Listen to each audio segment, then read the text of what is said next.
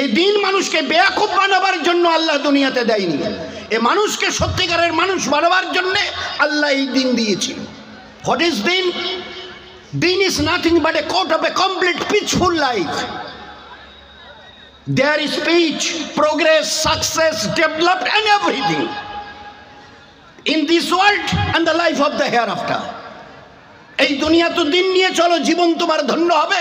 এই দিন নিয়ে চলো, আখেরাতে তোমার জীবন এমন ধন্য হবে, কবর থেকে উঠবে, আরশের ছায়ায় বসিয়ে আল্লাহ নাস্তা করাবেন মাছের কলিজার কাবাব দিয়ে। জনাবে রাসূল সাহেবের হাত মোবারক থেকে জামে কাউসারের পানি পান করানো হবে। আল্লাহ পাকের তরফ থেকে এলান হবে 8টা জান্নাতের দরজা খুলে দেওয়া আছে, যেটা দিয়ে মন চায় জান্নাতে চলে যাও। আসসালামু আলাইকুম ওয়া রাহমাতুল্লাহি ওয়া বারাকাতুহু। আলহামদুলিল্লাহ রাব্বিল আলামিন ওয়াস সালাতু ওয়াস সালামু আলাইকা ইয়া সাইয়্যিদুল মুরসালিন।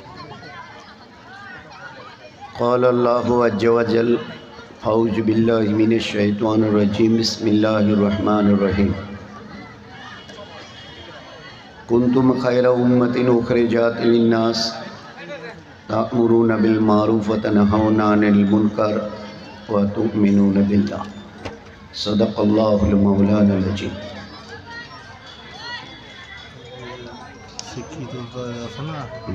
শিক্ষিতরা কাজে ধরার জন্য একটা আলোচনা হবে, আর ঈদগার একটা মিনিয়ার হবে, তাদের একটু কালেকশন একটু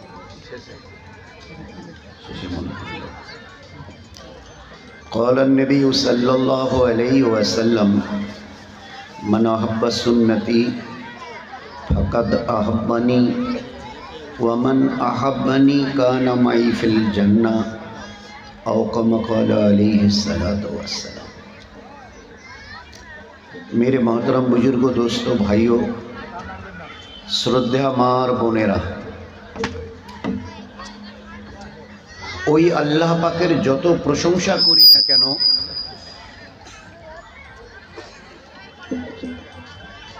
ওই আল্লাহ পাকের চাহে আমরা যত প্রশংসা করি, সারা বছর, সারা মাস, সারা দিন, সারা ঘন্টা, সারা মিনিট, প্রতিটি সেকেন্ডে, তো তার দিহিত দানের কোটি ভাগের 1 ভাগ শুকরিয়া আমরা আদায় করতে পারবো না। ও আল্লাহ এত বড় মেহেরবান আর এত বড় জবরদস্ত কুদরতওয়ালা যে তার শুকরিয়া আদায় করার মতো ক্ষমতা আমাদের নেই।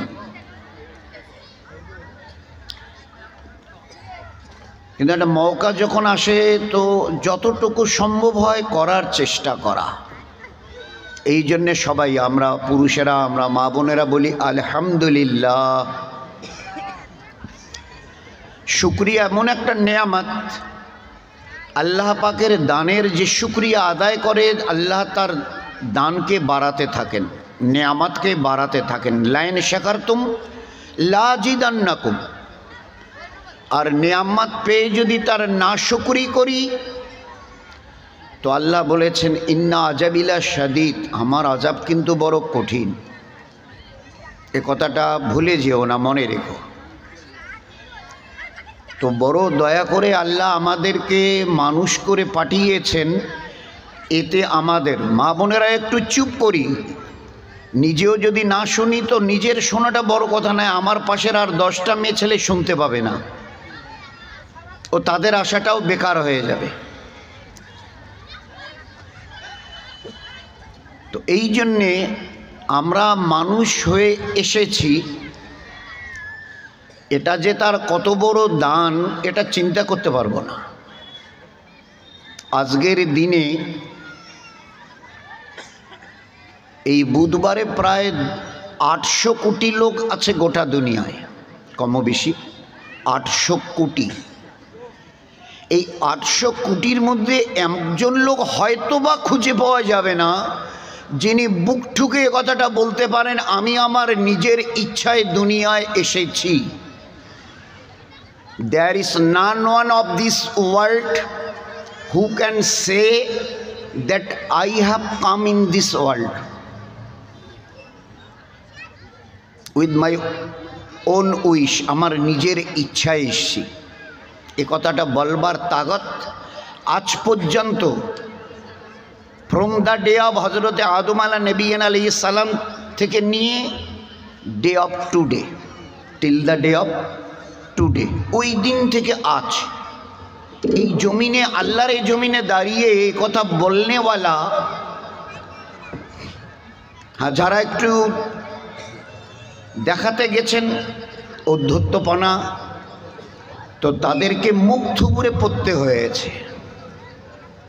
ফেরাউন এক সময় বলেছিল আনা রব্বুকুমুল আলা, এ মুসা, এ হারুন, কোন খোদার কথা বলছে? কোন রব? কে রব? আমার চাইতে বড় রব কেউ আছে? আনা রব্বুকুমুল আলা, সমস্ত রবের চাইতে আমি সেরা রব। তো যে মানুষটা আল্লাহর জমিনে লিল্লাহি মা ফিস সামাওয়াতি ওয়াল আরদ, এ পুরো আসমান আর এই পুরো জমিন একমাত্র আমার। সাব্বাহ লিল্লাহি মা ফিস সামাওয়াতি ওয়াল আরদ, আসমান জমিনের প্রত্যেকটি কণা আমার তসবিহ পড়ে, আমার জিকির করে, তোমাদের কারো করে না। না না পিগো, তোমাদের কারো করে না, আমার তসবিহ পড়ে। সাব্বাহ লিল্লাহ, আমার জিকির করে। এটা গাছের পাতা আমার তসবিহ পড়ে। এ কথাটা আমাদের দুইজন ভারতীয় বৈজ্ঞানিক জগদীশচন্দ্র বোস, ডক্টর স্যার রমন, এনারা প্রমাণ করেছিলেন গাছের প্রাণ আছে। এটা বেশি দিনের কথা নেই, 100 বছর ধরে নিলাম, 150 বছর ধরে নিলাম। আপনার আমার ও দয়ার নবী, উম্মি নবী, যার কোনো আক্ষরিক জ্ঞান ছিল না, নিজের নামটা নিজে লিখতে পারতেন না, উম্মি বলা হতো, আক্ষরিক জ্ঞান তার ছিল না। সেই নবী আজ থেকে 1400 বছর পিছনে দাঁড়িয়ে বলেছে, এ আমার সাথী গাছের পাতাটা কেন ছিঁড়ে দিলে? চলতে চলতে একটা গাছের পাতা ছিঁড়ে, ডালটা হেলেছিল, একজন সাহাবী গাছের পাতাটা ছিঁড়ে দিলেন। আল্লাহ রসুল দেখতে পেয়ে বলছে, কেন ছিঁড়লে? আল্লাহ রসুল এমনি এমনি, ডালটা ঝুঁকে আছে। বলে না, খবরদার, এ যা করেছো এরপরে আর করিও না। কেন না, গাছের প্রাণ আছে, এরা আল্লাহর তসবিহ পড়ে, আর তাদের সেই তসবিহটা হচ্ছে সুবহানাল্লাহ ওয়া বিহামদিহি, আর এই তসবির বিনিময়ে আল্লাহ এদেরকে রুজি দেয়। তা কোথায় স্যার রমন, জগদীশচন্দ্র বোস, যারা বড় বৈজ্ঞানিক ছিলেন, প্রমাণ করলেন গাছের প্রাণ আছে। সেদিন আমার উম্মি নবী 1500 বছর পিছনে দাঁড়িয়ে বলেছে গাছের প্রাণ আছে। বিনা কারণে একটা গাছের পাতা যদি ছেড়ে দাও, on the day of resurrection, কিয়ামতের মাঠে তোমাকে জালেম রূপে দাঁড় করানো হবে, অন্যায়কারী, তুমি আমার একটা মখলুকের সঙ্গে দুর্ব্যবহার করেছো, আল্লাহ বলবেন।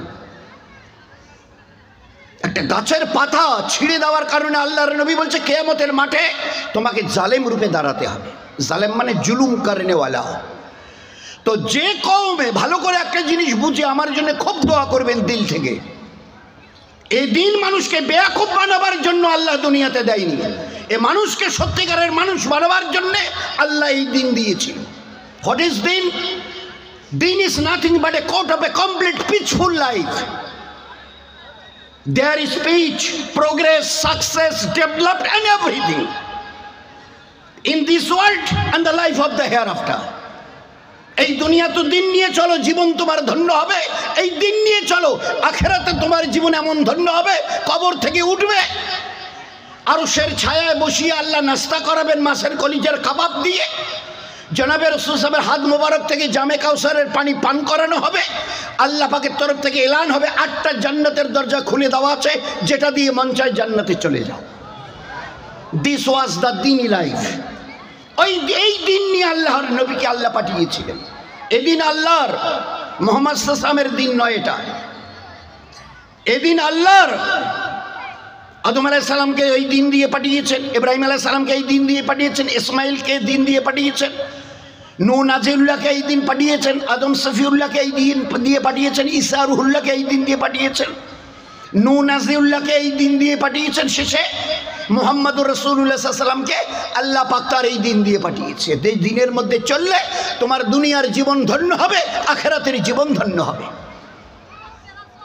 ওই দিন যেদিনের উপরে চললে তুমি দুনিয়াতে ইজ্জতওয়ালা হবে। মান কানা ইউরিদুল ইজ্জা ফালিল্লাহ। মুসলমানকে আল্লাহ বলেনি, তামাম দুনিয়ার মানুষকে লক্ষ্য করে বলেছে, দুনিয়ার ইনসান এই আয়াত not for the Muslims, not for the believers, for all the peoples of this world.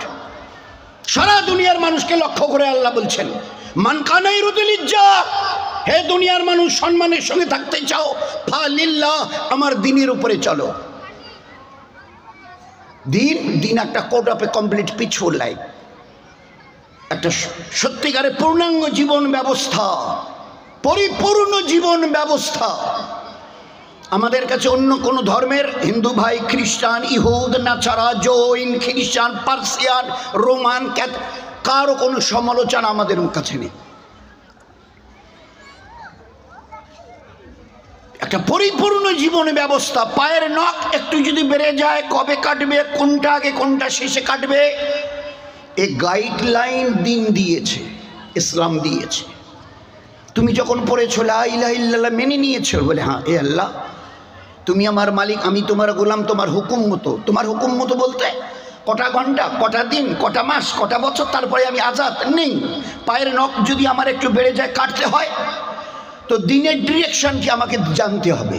What is the direction of দিন? দিন কি বলেছে? মাথার চুলটা যদি একটু বেড়ে যায়, কবে কাটতে হবে, কোন দিক থেকে কাটতে হবে, এবং চুল কাটার স্টাইলটা কি হবে। চতুর্দিক থেকে গোল করে কেটে ছেটে একদম চেঁচিয়ে দাও, আর তারপরে মাঝখান থেকে কিছু রেখে উপর দিকে তুলে দাও। This is not the style of the prophet সাল্লাল্লাহু আলাইহি সাল্লাম। ভালো করে ইয়াদ রাখি।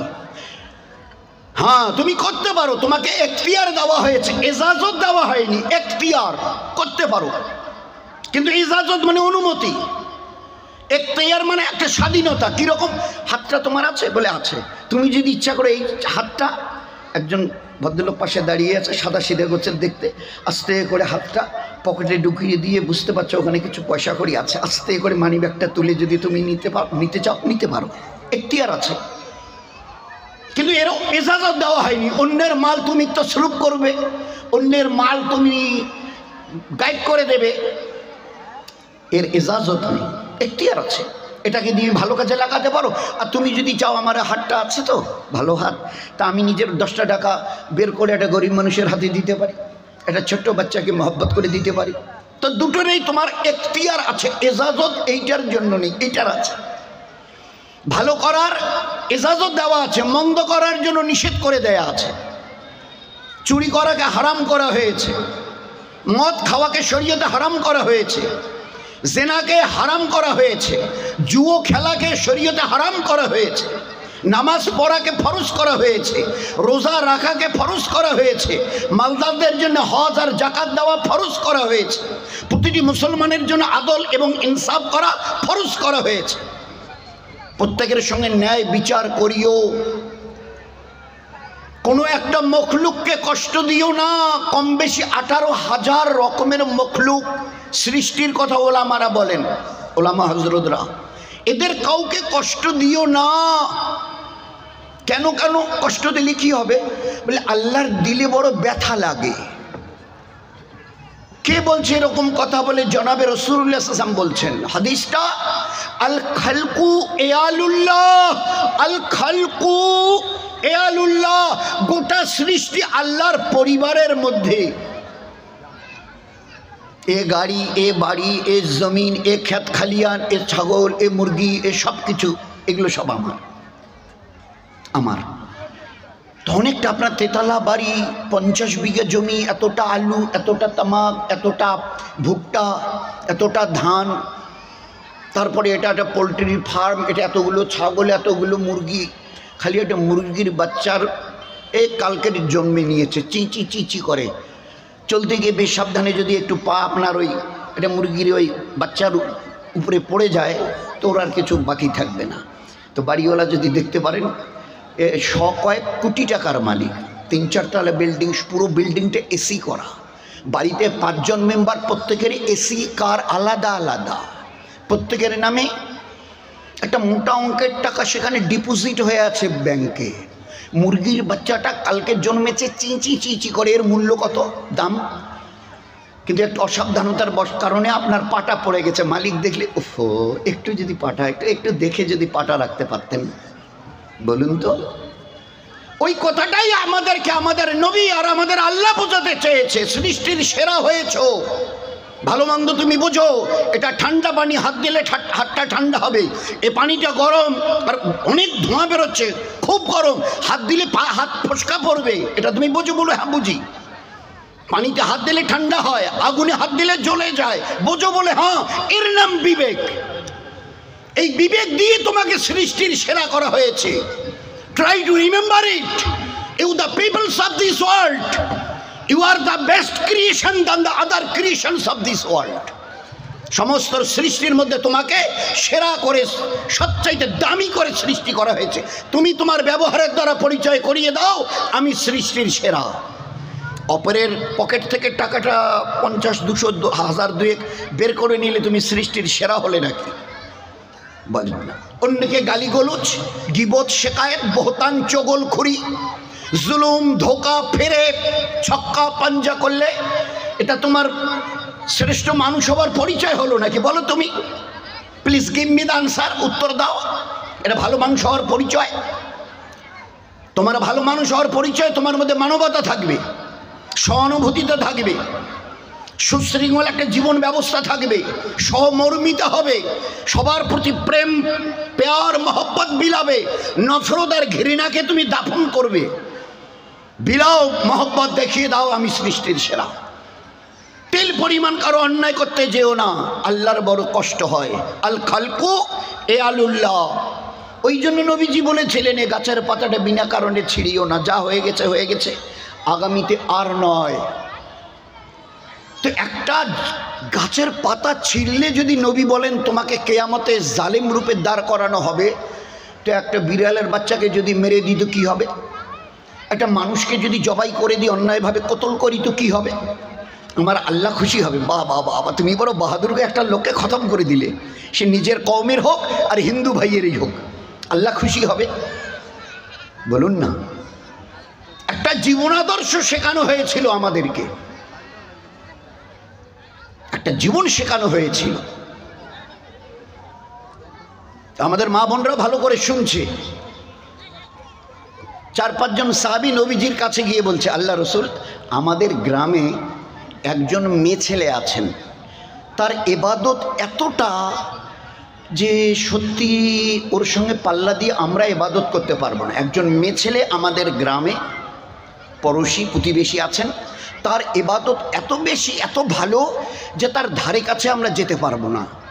আল্লাহ রসুল জানতে চাইলেন কীরকম তার ইবাদত।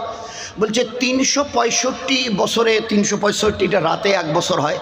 365টা রাতের একটা রাত তিনি রাতে ঘুমান না, রাত জেগে তেলাওয়াত, তাহাজ্জুদ, জিকির আজগার, দোয়া, কান্নাকাটি আর এই চোখের পানিতে 365টা রাত, পুরো রাত তিনি কাটিয়ে দেন ইবাদতে। 365টা দিনের মধ্যে 5 দিন রোজা রাখা যায় না, হারাম। 2 ঈদ আর বকরিদের পরের 3 দিন, 5 দিন রোজা রাখা হারাম। কেউ যদি মনে করে রোজা রাখলে তো নেকি হয়, তো আজকের ঈদের দিন রোজা রাখি, বকরিদের পরের দিন রোজা রাখি, তো হারাম। মৌলানারা সাহেবরা বলেন ও গুনাহ হবে, বড় গুনাহ হবে।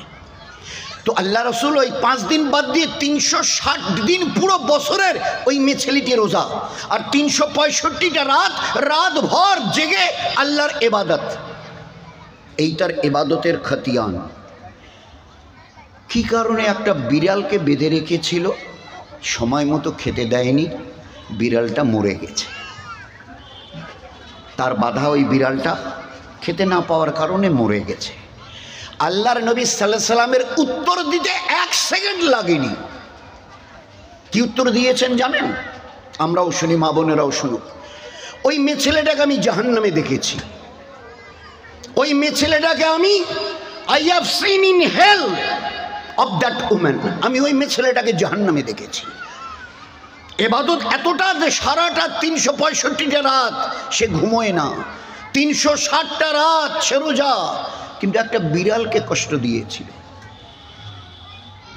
এই ইসলাম ধর্মের ডেফিনিশন হলো এই যে আল্লাহ রসুল বলেছেন এই মেয়ে ছেলেটা জাহান্নামে। এখন এবারে দুনিয়ার যদি কোনো বিবেকবান লোক, হিতাকাঙ্ক্ষী লোক এই কওমের বলে মুসলমানেরা সন্ত্রাসী, এরা অপরকে জবাই করতে পারলে বড় খুশি হয়, তো একটু আমার নবীর জীবনাদর্শ, লাখো সাহাবাদের লাইফ স্টাইলগুলো ভালো করে দেখুন না।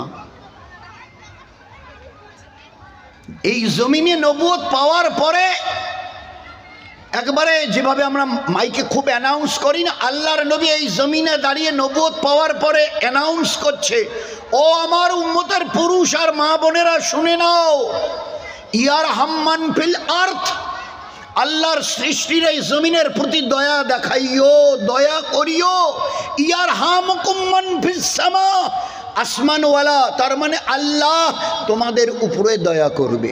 তার মানে উপরওয়ালার দয়া পাবার, তোমার রবের আর স্রষ্টার দয়া পাবার সহজ তরিন রাস্তা, সবার প্রতি দয়া দেখাও। ইয়ার হাম্মান ফিল মুসলমান নয়, ইয়ার হাম্মান ফিল মুমিনিন নয়, ইয়ার হাম্মান ফিল আর্থ।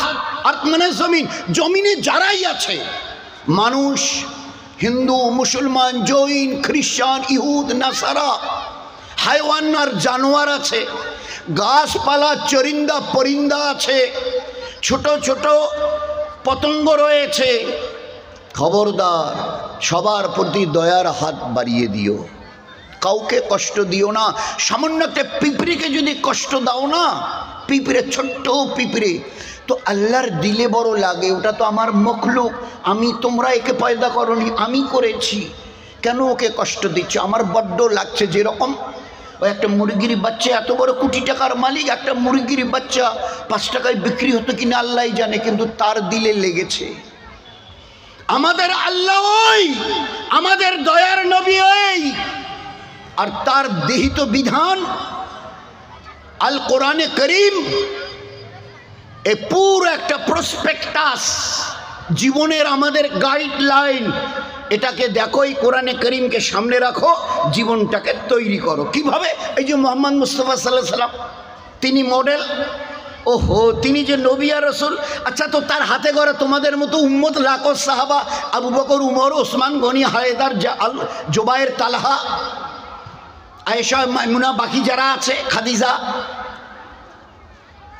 খানসা, এরা বলে এরা সাহাবিয়াদের মেয়ে ছেলে, বলে এরা মডেল, এরা এক একজন মডেল, এদেরই জীবন দেখে নাও। ওই নবী বলে পাশ কাটতে চাচ্ছ যে উনি তো নবী রাসূলুল্লাহ সাল্লাল্লাহু আলাইহি ওয়াসাল্লাম, উনি তো হাজারো হলে নবী, তো ওনার সঙ্গে আমাদের, তো এরা তো উম্মত, এদের সঙ্গে জীবন দেখো, দেখে নাও জীবন কাকে বলে, দেখে নাও। একজন মেহমান এসছে বাড়িতে, আমরা হাঁ করি, আমার যদি শ্বশুর সাহেব আসেন, আমার যদি জামাই বাবু এসেন, জামাই বাবা যদি আসে, তো মাছ, মুরগি, এটা ওটা যতটা ভালো খাওয়ানো যায়, কিন্তু যদি অপরিচিত মেহমান, জীবনে কোনো দিন দেখিনি, কতটা করতে পারি? কিন্তু সাহাবাদের আল্লাহ পাক জীবন তৈরি করে দিয়েছিলেন হুজুর আকরাম সাল্লাল্লাহু আলাইহি ওয়াসাল্লামের মেহনতে। অপরিচিত মেহমান বাড়ি এসে বিবিকে গিয়ে জিজ্ঞাসা করছে, লুকাইও না, খুলে বলো কি আছে। বিবি বলেছে, আমি একটু যদি বলো তো কসম দিয়ে বলি, তোমার আমার মতো খাবার কিচ্ছু নেই বাড়িতে, ওই বাচ্চা কটার কিছু খানা আছে। তো বিবিকে জিজ্ঞাসা করছে কি করা যায়, তাহলে তুমি বলো কি করলে ভালো হয়। তো বলে ওদেরকে একটু বুঝিয়ে সুজিয়ে, কোনো রকমভাবে ভুলিয়ে ভালিয়ে ঘুম পাড়ানো নয়, ওগুলো সব একটা ছোটো বাচ্চা নয়, দুধ পিতা হওয়া, এর বয়স্ক।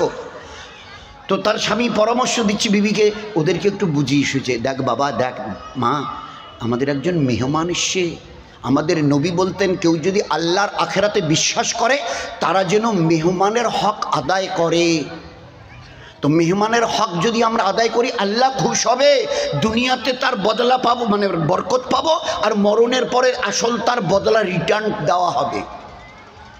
তো তোরা যদি খিদে কাঁদিস, তো মেহমান যদি বুঝে যায় ওদের বাড়ির বাচ্চারা না খেয়ে বোধহয় আছে, আর আমাকে খেতে দিচ্ছে না, আমি অতটা খাবো না, খাওয়া যাবে না, বাচ্চারা খাক, তো খেতে চাই, ওদেরকে বুঝিয়ে বাজিয়ে একটু ভুলিয়ে ভালিয়ে চুপ করে দিও, বলে হ্যাঁ ঠিক বলেছে।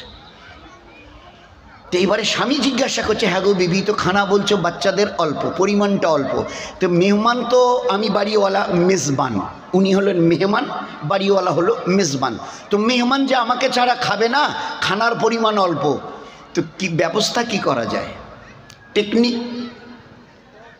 কায়দা কি করা যায়, টেকনিক তালাশ করছে কি করা যায়। তো স্বামী স্ত্রী মিলে দুইজনে পরামর্শ করে ঠিক করছে, মায়েরা ভালো করে শুনি, ইনশাল্লাহ কাজ দেবে। তো বলছে, বিবি বলছে, হ্যাঁ একটা কাজ আছে, একটা রাস্তা। কি? বলে, আপনাকে ছাড়া তো উনি বসবেন না, তো একটা প্লেটে দুইজনে আপনারা বসবেন, তো ওই বাতিটা এখন তো অন্ধকার, তো বাতিটাকে ঠিক করার বাহানায় ওই তখন ওই তেল দিয়ে বাতি জ্বালানো হতো। এখন আমাদের ছেলেপেলেরা কেউ বুঝবেই না, কারণ জন্ম থেকে দেখেছে টিপিলে ঘর আলো হয়। তো কুপি বাতি জ্বালানো হতো ওই তেলের, জাইতুন তেল, আমাদের জামানায় কেরোসিন তেল। তো কুপি বাতি, তো বলেছি একটা উপায় আছে, কি বলে ভালো করার বাহানায়, বাতিটা ভালো করার বাহানায় আমি ওখান থেকে বাতিটা সরিয়ে নিয়ে যাব, জায়গাটা অন্ধকার হবে। হ্যাঁ ঠিক বলেছ, ঠিক বলেছ। ওই সময় আমি প্লেটে হাত লাগাবো আর মুখে চপাত চপাত শব্দ করব, আমি চপাত শব্দ করব। মেহমান মনে করবে বাড়িওয়ালা মেজবান ভাই তিনিও খাচ্ছেন, তাহলে আমিও খাই।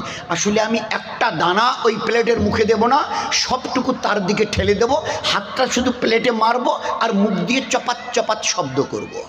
বিবি বলেছে বাস এইটাই আমি তোমার মুখ থেকে জানতে চেয়েছিলাম। খানা প্লেস করা হলো, বাতিটাকে ভালো করার বাহানায় সরিয়ে দেওয়া হলো, জায়গাটা অন্ধকার হলো। বাড়িওয়ালা ওই করছে অভিনয়, আর পুরো খানাটা মেহমানের দিকে ঠেলে দিয়ে স্বামী, স্ত্রী মানে বিবি আর তাদের বাড়ির পুরো বাচ্চার বাচ্চি সবাই উপোস। আর আজনবী অপরিচিত মেহমান, না জামাই না বিয়াই না খালা শ্বশুর না মামা শ্বশুর, খালু শ্বশুর না মামা শ্বশুর, কেউ নয়, অপরিচিত মেহমান। তাকে পেট ভরিয়ে খাইয়ে দিয়ে এরা সবাই অনাহারে শুয়ে পড়েছে। This was the life, this was the Islamic life, this was the দিনী লাইফ। এই ছিল ইমানওয়ালাদের জীবন। This was the activities of your life.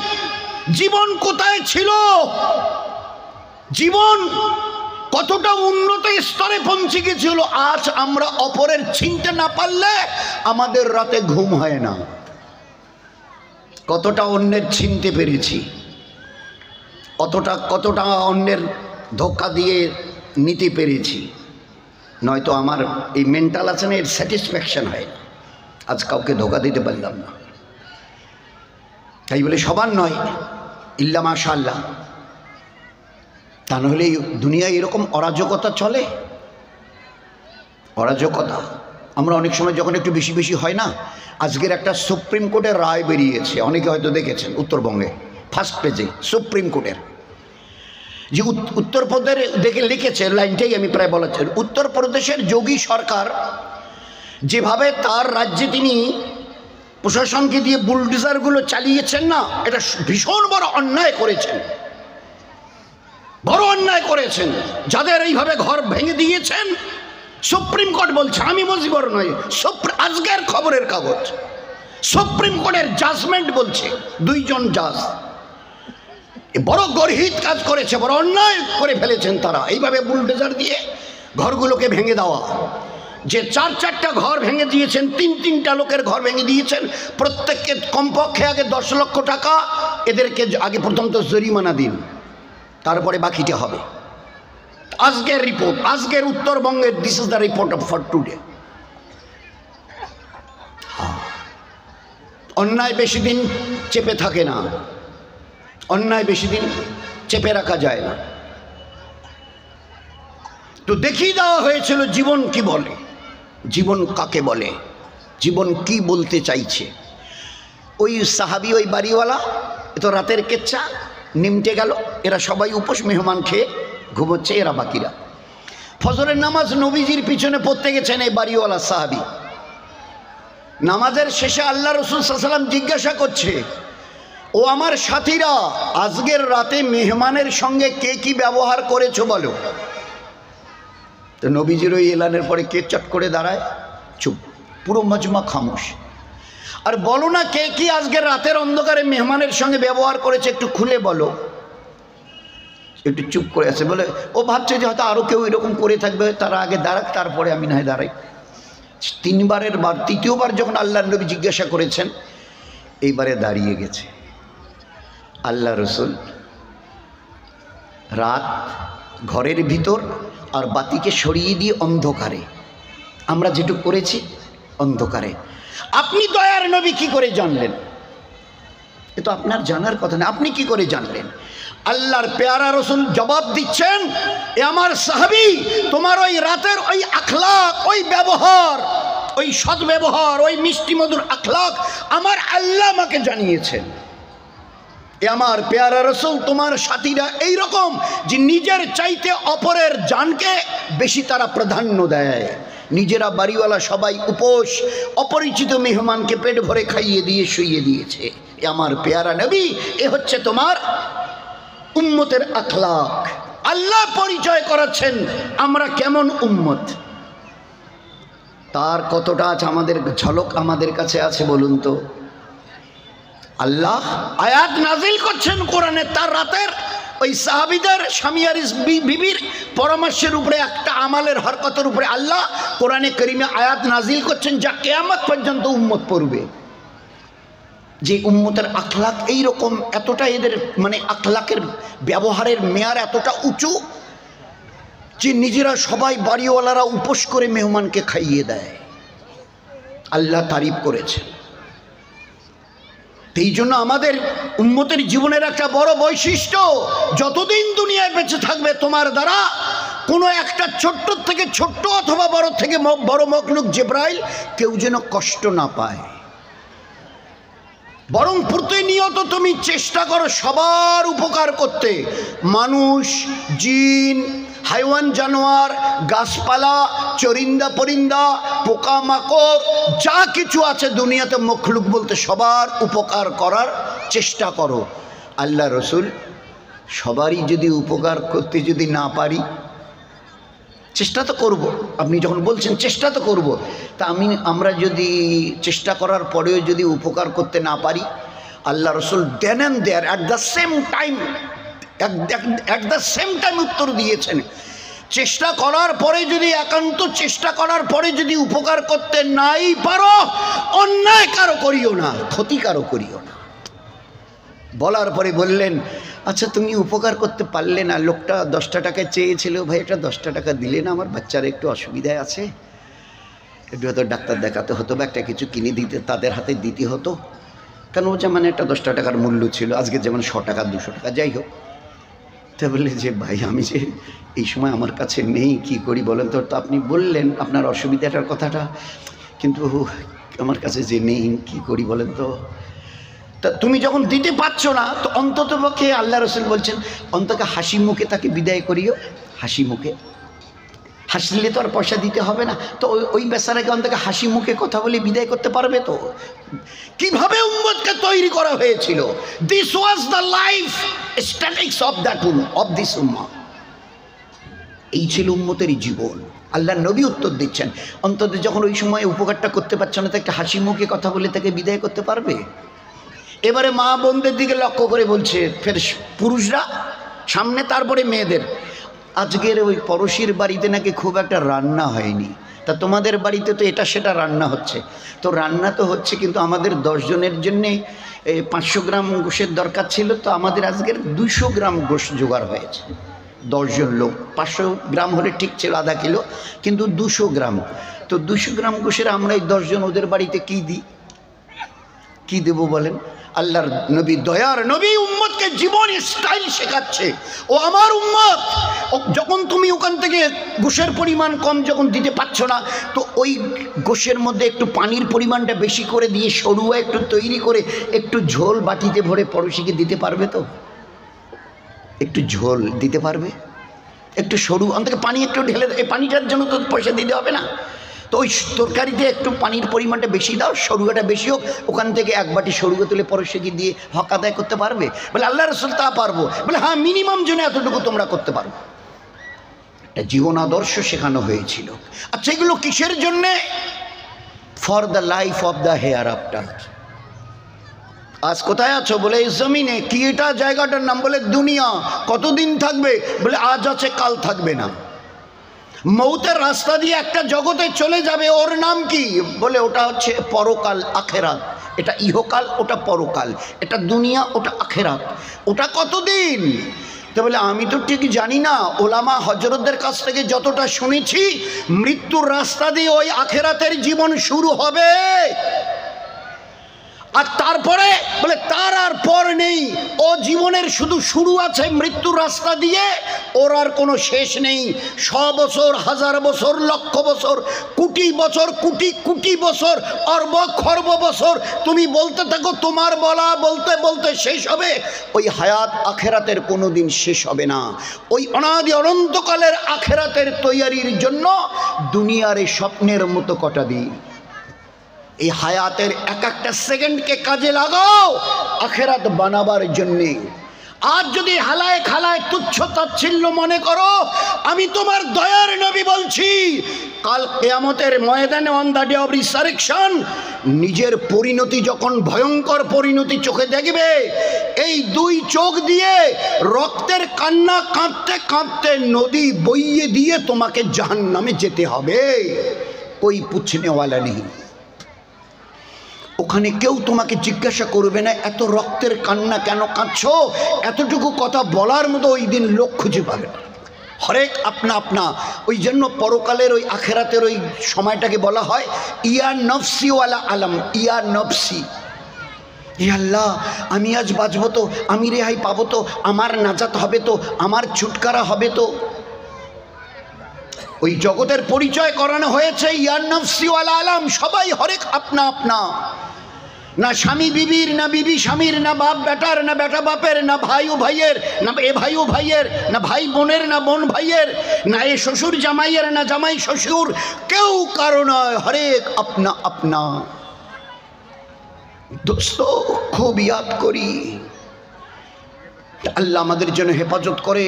একটা সময় মানুষের আসবে কি একজন পুরুষ অথবা মেয়ে ছেলে উম্মতের একটা নেকির কারণে তাকে জাহান্নামে যেতে হচ্ছে। আল্লাহ ওই সময় দয়ার হাত বাড়িয়ে দেবেন। তিনি বড় রহিম, রহমান, বড় দয়ালু। তার চাইতে বড় দয়ালু একটা মার তার বাচ্চাকে কতটা মহব্বত করে, শুধু বোঝানোর জন্য মা আয়েশা রাদিয়াল্লাহু আনহাকে লক্ষ্য করে বলেছিলেন, এ আয়েশা, তুমি মায়ের ওই আদরটা দেখেছ? যে 3 জন আমার বাড়িতে এসেছিল আল্লাহ রসুল, আমাদের বাড়িতে, মা তার 2টো বাচ্চা। তো আমি এই বাচ্চার হাতে একটা খেজুর, ও বাচ্চার হাতে একটা খেজুর, মায়ের হাতে একটা, 3 জনকে 3টা খেজুর দিলাম। এ বাচ্চা 2টো এরটাই খেলো, ওরটাই খেলো। মা নিজের খেজুরটা মুখে দেবে বলে হাঁ করে কাছে নিয়ে গেছে। তো বাচ্চা 2টো তাড়াতাড়ি করে নিজেদের খেজুর 2টো খেয়ে নিয়ে মায়ের দিকে তাকাচ্ছে।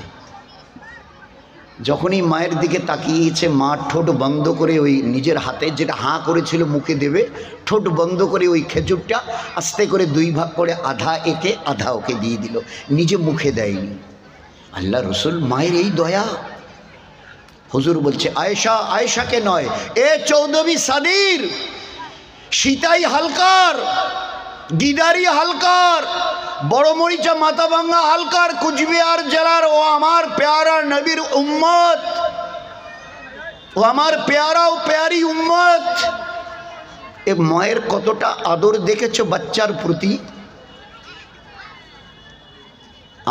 আমাদের আল্লাহ এই মায়ের চাইতে তার এক বান্দা বান্দিকে 70 গুণ বেশি মহব্বত করেন। 70 গুণ, মোর দ্যান 70 টাইমস। 70 গুণে মা যে দেখলে তুমি আয়েশা, এর চাইতে 70 গুণ বেশি আল্লাহ তার বান্দা বান্দিকে মহব্বত করে। তো তাদের যদি কিছু হয়, আজকের একটা বাচ্চার কিছু হলে মা আরামকে হারাম করে দেয়, খানাকে ভুলে যায়, নাওয়া খাওয়া ভুলে যায়, বাচ্চার গা গরম হয়ে গেছে। তো যদি অতটুকু 70 ভাগের 1 ভাগ পেয়ে মা ওই করে, তো বান্দা বান্দির কিছু হলে আল্লাহর কি অবস্থা হয় বলেন তো। ওই জন্য আমাদের আল্লাহ বারবার, এই আয়াত কতবার কোরআনে এসে আল্লাহই ভালো জানে, যখন উম্মতের কিছু হয় পুরুষ অথবা মেয়েদের, আর অন্যদিকে যেতে থাকে গ্রামের কোনো বড় লোকের কাছে, ধনী মানুষের কাছে, পঞ্চায়েত সাহেবের কাছে, প্রধান সাহেবের কাছে, বিডিও অফিসে, অঞ্চল অফিসে, তো আল্লাহ বলে ফা ফিররু এলাল্লাহ, ফা ফিররু এলাল্লাহ, ফা ফিররু এলাল্লাহ। এ আমার বান্দা, এ আমার বান্দি, কোথায় যাচ্ছিস? আয় না, আয় না, আমার দিকে আয়, আমার কাছে আয়, তোর কি অভিযোগ আছে বল না।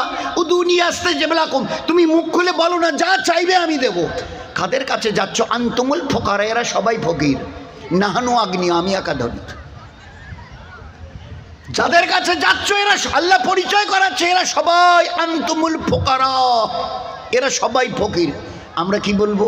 বিশেষ করে যারা আমাদের ইংরেজি শিক্ষিত ভাই আছে তারা চটে রেগে যাবেন। ইনি জানেন 100 কোটি টাকার মালিক, জানেন আপনি? 5000 কোটি টাকার মালিক, আপনি জানেন? কি বলছেন আপনি? এসব কথা হলো? এসব ভালো লোকের কথা? আন্তমূল ফোকার সবাই ফকির। তো আল্লাহ রসুল উত্তর দিয়েছে, ওই 100 কোটি টাকার যিনি মালিক ওনাকে গিয়ে জিজ্ঞাসা করেন। আচ্ছা স্যার, একটা কথা বলবো, আপনি যখন 100 কোটি টাকার মালিক, তো এরপরেও আপনি বাড়াবার জন্য কিছু চেষ্টা করছেন? কি বলবে?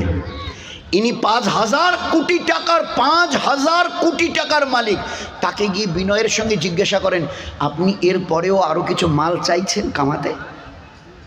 কি বলবে? যা হয়েছে যথেষ্ট, আর আমি বাড়াবার প্রয়োজন মনে করি না। এরকম ব্যক্তি দুনিয়াতে খুঁজে পাবে না। সবার কারোরই খিদা মিটেনি, সে 1000 কোটি হোক, 100 কোটি হোক, আর 5000 কোটি হোক, এখনো খিদা মেটেনি, আরো চায়। তো যার এখনো চাহিদা পুরোয়নি সেই তো ফকির। আরো চাই, আরো চাই, আরো চাই, এদের পরিচয় এরা সব। তো আল্লাহ কোরআনে বলছে, আনতুমুল ফুকারা নাহনু আগনিয়া। আয় আয় আমার কাছে আয়, তোর কি প্রয়োজন আমাকে বল, বল বল বল। কি করে বলবি সে কথাও আল্লাহ বলে দিয়েছে। 2 রাকাত পড়তে পারবি? 2 রাকাত ইন্না আতায়নার কুলু দিয়ে নফল পড়তে পারবি? 2 মিনিট লাগবে।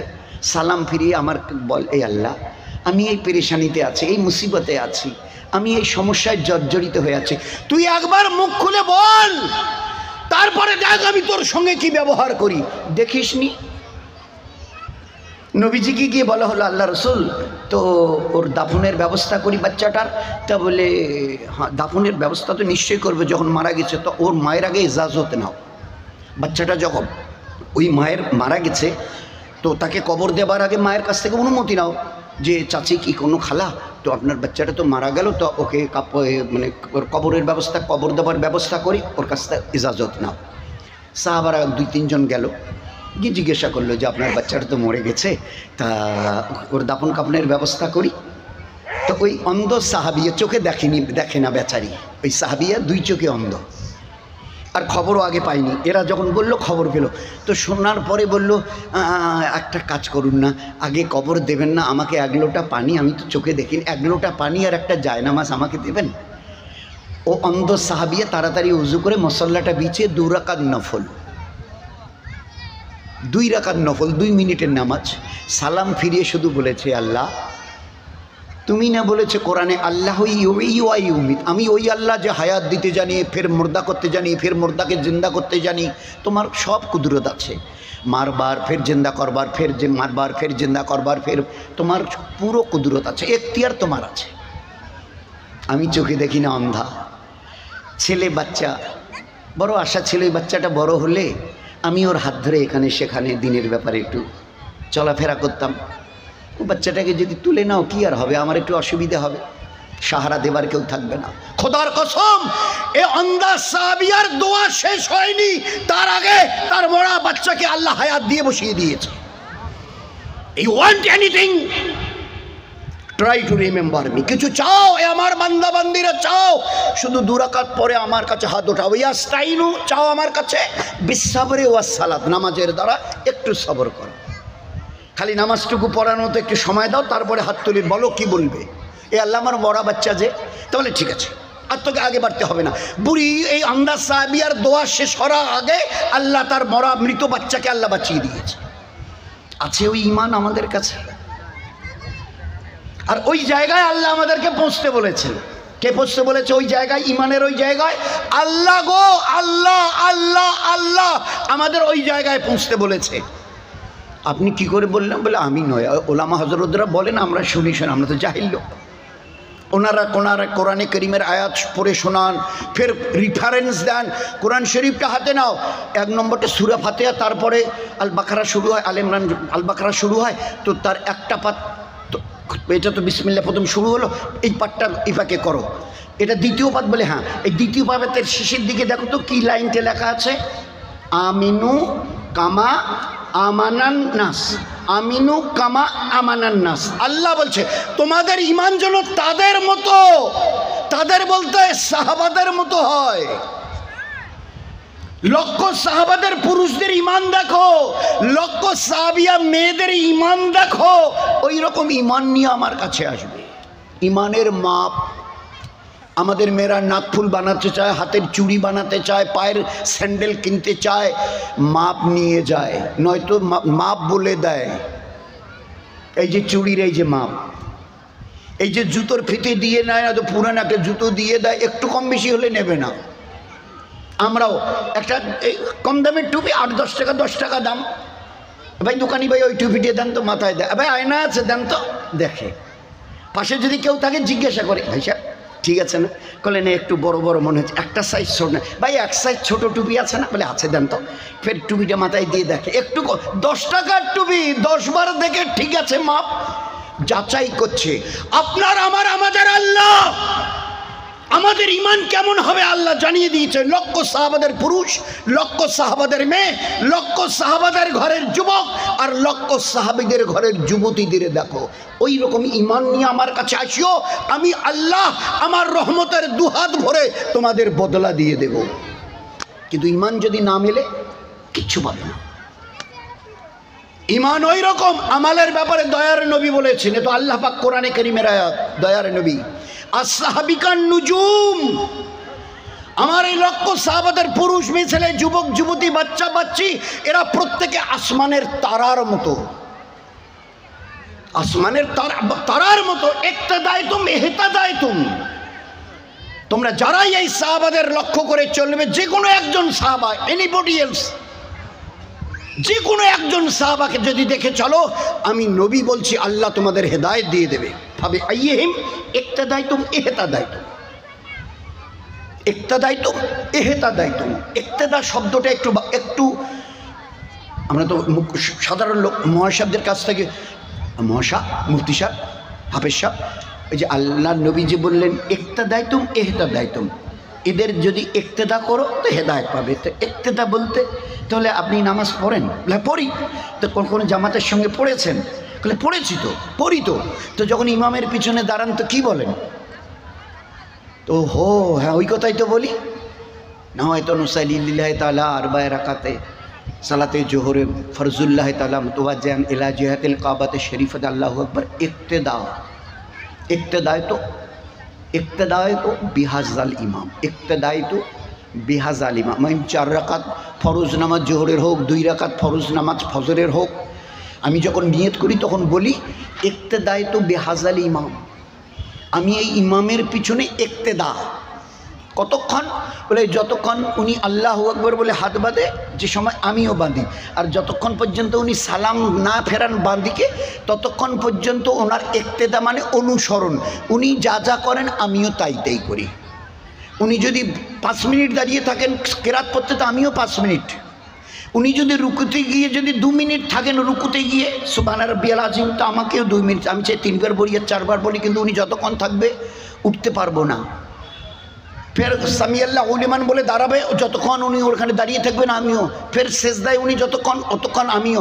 উনি যখন বৈঠক করবেন তাশাহুদে আমিও।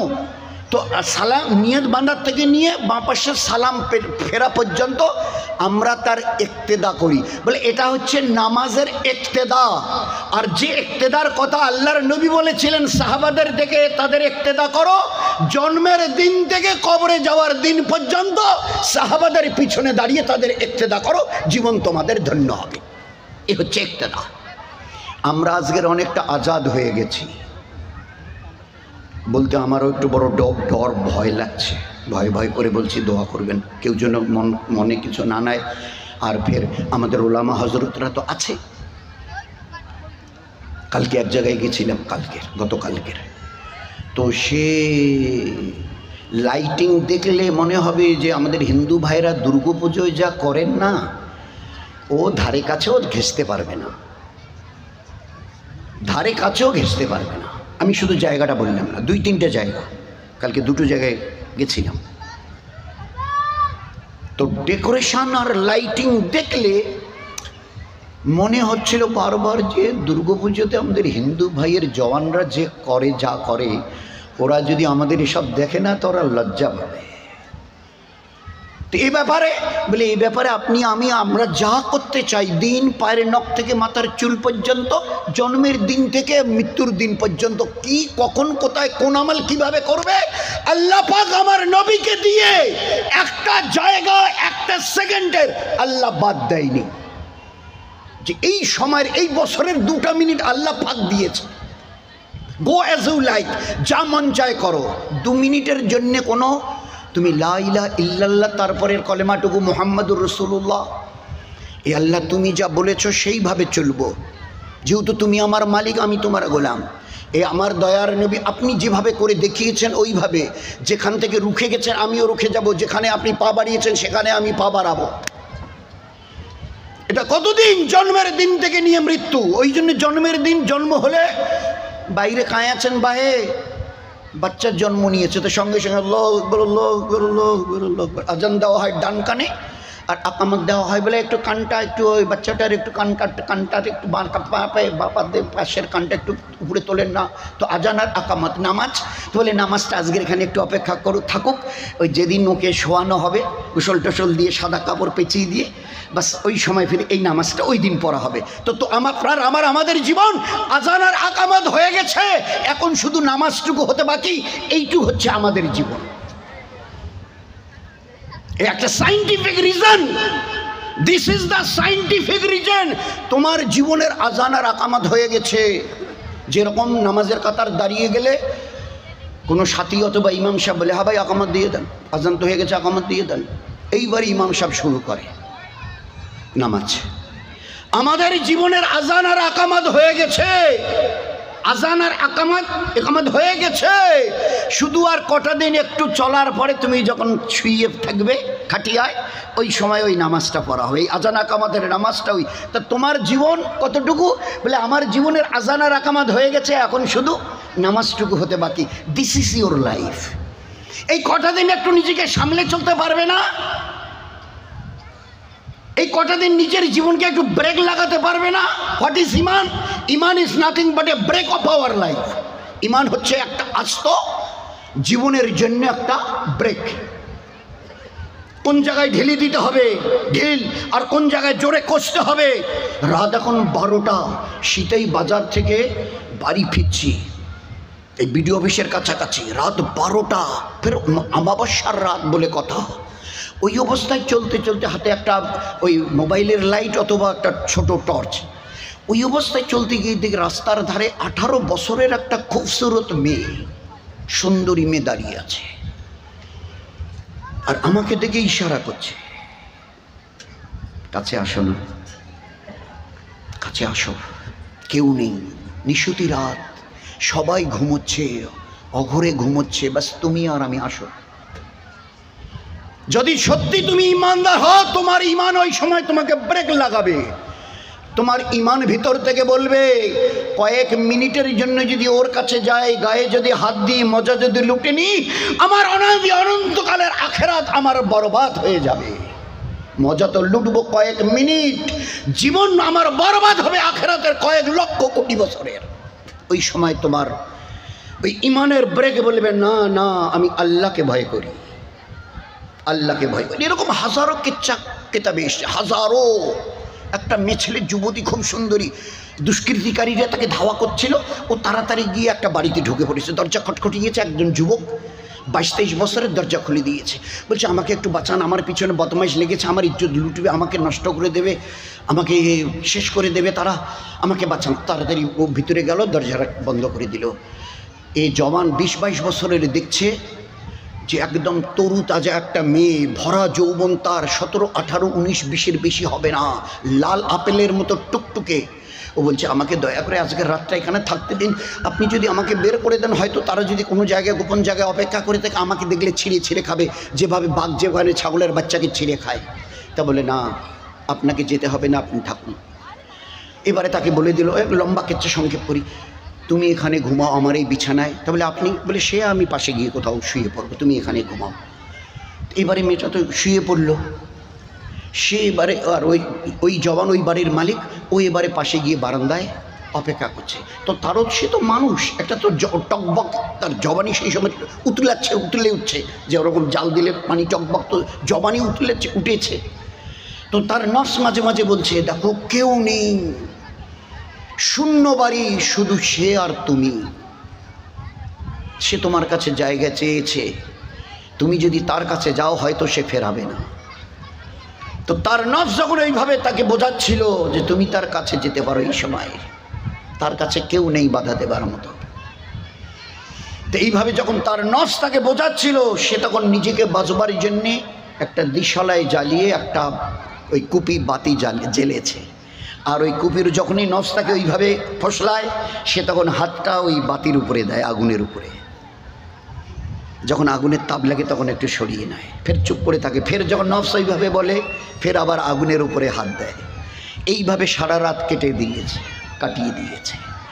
মেয়েটা দেখে যে সকালবেলা উঠে এসে কী যেন লাগাচ্ছে, বলো। তো বলছে, আপনার হাতে কি হয়েছে? তা বলে, না না কিছু হয়নি। বলে, না দেখছি ফসকা পড়ে গেছে। বলো, আমাকে বলতে হবে। যখন নাসর হয়ে গেছে তখন বলেছে, আমার নফস যখন আমাকে এইভাবে ধোঁকা দিচ্ছিল, আমি আমার হাতকে আগুনের উপরে রেখে বলছিলাম, এ নফস, যদি মজাদার নিতে হয় নিয়ে নে, আজকের এতটুকু অন্তত থেকে আগুন সহ্য করে নে, তাহলে মরণের পরের ওই জাহান্নামের আগুন তুই সহ্য করে নিতে পারবি সহ্য করতে? তা আমি যখন আগুনের উপরে হাত দিয়েছি, একটু তাপ লাগার পরে আর হাত রাখতে পারিনি। তো নফসকে বলছি, এতটুকু তুমি বরদাস্ত করতে পারো না, জাহান্নামের আগুন তুমি কি করে বরদাস্ত করবে বলো? তার কাছে গিয়ে বলো। এরকম হাজারো কেচ্চা আছে। তো আমার ইমান আমার জীবনের একটা মস্ত বড় ব্রেক রাস্তা। ওই সময় সে যদি ডাকে, যেরকম ইসু আলাইহিস সালাম বলেছিল, জুলাইখা বলেছে, স্বামী কিন্তু শিকারে চলে গেছে, এখন আর আসবে না, গোটা বাড়ি খালি তুমি আর আমি। জেলখানার গেট খুলে দিয়ে তাকে বের করে নিয়েছে। কাছে গিয়ে বলছে, আমি বুঝতে পেরেছি, চলো আসো। কেউ নেই, গোটা রাজপ্রাসাদ, রাজবাড়ি খালি। মিশরের বাদশার বিবি জুলাইখা, ইউসুফ নবী তাকে ওই সময় ডেকেছে যে স্বামী ওই তারই ভয়, তো শিকারে গেছে, ফিরতে বহু সময় লাগবে, চলো দুজনে মিলি। তো বলছে, আমি আল্লাহকে ভয় করি। ওই যে ইমান ব্রেক, না আমি কাছে এই জন্য করতে পারবো না, আমি আল্লাহকে ভয় করি। এই জন্য বলছি ইমান, এটাকে বুঝো, ইমান কাকে বলে। জবানে যেটা পড়ছে এটাকে ভিতরে ঢোকাও। এই জায়গায় ইমানের কলেমা লা ইলাহা ইল্লাল্লাহটা শুধু জবানে পড়ার জন্য নয়, এটাকে ভিতরে ঢোকাবার জন্য এইখানে যেন বসে। আমি যা করছি আমার আল্লাহ দেখছে, তিনি সামিউন এবং বসির, দেখনেওয়ালা শুননেওয়ালা। আমি যেখানে যে অবস্থায় থাকি, এক শাগরিদ তার পীরের কাছে লম্বা সময় দিয়ে লাগিয়েছেন খেদমতে, দিনকে ভালো করে বুঝবার জন্য লম্বা সময়, কয়েক বছর। এবারে পীরের কাছ থেকে ইজাজত নিয়ে চলে যাবে। তো বলছে, হযরত আমি যেতে চাইছি, শেষবারের মতো আমাকে একটা নসিহত করুন, মৌত পর্যন্ত যেন আমার কাজে আসে। শেষ যাবার বেলায় আপনার কাছে সহবতে থেকে অনেক দিন আপনার খেদমত করেছি, যাবার বেলায় একটা নসিহত করুন যেন মরণ পর্যন্ত আমাকে আলোর রাস্তা দেখায়। তো ওই শেখ সাহেব তখন বলেছে, আল্লাহওয়ালা, এই বেটা যা, যদি তোর কখনো কোনো গুনাহ করার, অবাঞ্ছিত কোনো কাজ করার, যে কোনো অন্যায়জনক কোনো কাজ করার যদি তোমার কখনো ইচ্ছে জাগে, করিও। যে কোনো ধরনের মন্দ কাজ করার তোমার যদি কোনো সময় প্রবণতা জাগে, ইচ্ছা জাগে, মন চায়, করিও। তো যে হযরত আপনি আমাকে কি বলছেন? বলেন, আমার কথাটা শেষ হয়নি, একটু বাকি আছে। ওহো হ্যাঁ, বলুন। তোমার যদি কখনো কিছু মন চায়, অন্ধমন্দ কিছু করার, করিও। শুধু ওই সময় একটা কথা মনে রাখিও, আল্লাহ যেন দেখতে না পায়, আল্লাহ যেন দেখতে না পায়। সে একেবারে অচর নয়নে ডুকরে কেঁদে হযরতকে গিয়ে জড়িয়ে ধরেছে। দোয়া করবেন, আল্লাহ যেন এর উপরে মৌত পর্যন্ত আমার জীবনকে নিয়ে যায়, এর উপরে। কারণ এমন কোন জায়গা আছে, সময় আছে নাকি যে আল্লাহ দেখতে পায় না? এ ছিল ইমান, জীবনকে তৈরি করবার জন্যে। তো আল্লাহ পাক আমাদের একটা জীবন দিয়েছিল, গাইডলাইন। লম্বার আর দরকার নেই, ইশারা আমাদের জন্য, বিশেষ করে আপনাদের দেখে বোঝা যাচ্ছে ইশারা যথেষ্ট বুদ্ধিমানদেরই জন্যে। তো আল্লাহ পাক আমাদের একটা প্রসপেক্টাস আল কোরআন আল্লাহ দিয়েছে, গাইডলাইন। তোমার জীবন কি হবে, কোরআন শরীফ হাতে নাও। একটু বুঝতে অসুবিধা আছে, জানাবে রসুল সালামকে দেখে নাও তার জীবনটা। আচ্ছা, নবীজিকে একটু বুঝতে হাজারো হলে রসুল তো, নবী তো, লক্ষ সাহাবা এরা উম্মত, পুরুষরা, মেয়েরা, যুবকরা, যুবতীরা, এরা তো উম্মতি, এদেরকে দেখো, এরাও তোমাদের মতো, এরা উম্মতি, এদেরকে দেখে নাও। তো গাইড বুক, ফের তার সঙ্গে এরকম একদম পরিষ্কার, একদম ইঞ্জিনিয়ারের মতো মিসাল দিয়ে এই জীবনটাকে যেন আমরা মিলিয়ে নিয়ে তৈরি করে যেন ফিরে যেতে পারি। এরই জন্য আল্লাহ পাক একটা জীবন ব্যবস্থা আমাদেরকে দিয়েছিলেন। আজ আমাদের একটু অসুবিধা হচ্ছে, মাঝে মাঝে একটু ব্রেক ফেল হচ্ছে, ইমানের, আমালের ব্রেক ফেল। যেমন এই গতকালকের কথা, মানে যেভাবে ডেকোরেশন হয়েছে তাতে বললাম না যে অপর কওমের সাথীরা লজ্জা পাবে। করার আগে অন্তত পক্ষে মহাশা মুফতি সাহেব, এ তো ঈদ গেল, একটা খুশি তো এইরকমটা করতে চাই, চলবে তো? জিজ্ঞাসা করেছিলেন। কালকে একটা জায়গায় প্রথমে যেখানে গেছিলাম দেখি একটা জায়গা ছোট করে এতটুকু হবে, মানে ফুল দিয়ে ভালো করে ডেকোরেশন করে সাজিয়েছে, আর একটা দামি এইরকম চেয়ার বসিয়ে দিয়েছে, আর সুন্দর করে পিছনে ডেকোরেশন। তো কেন জানি না, কসম দিয়ে বলছি, আমার দেখার কোনো ইচ্ছা ছিল না, কিন্তু গাড়িতে বসেছিলাম, আর তখন ওই জায়গাটা ভিড়, গাড়িটা আস্তে আস্তে চালাচ্ছিল আমার এক সাথী, তো কেন যেন ওইদিকে চোখ পড়ে গেল।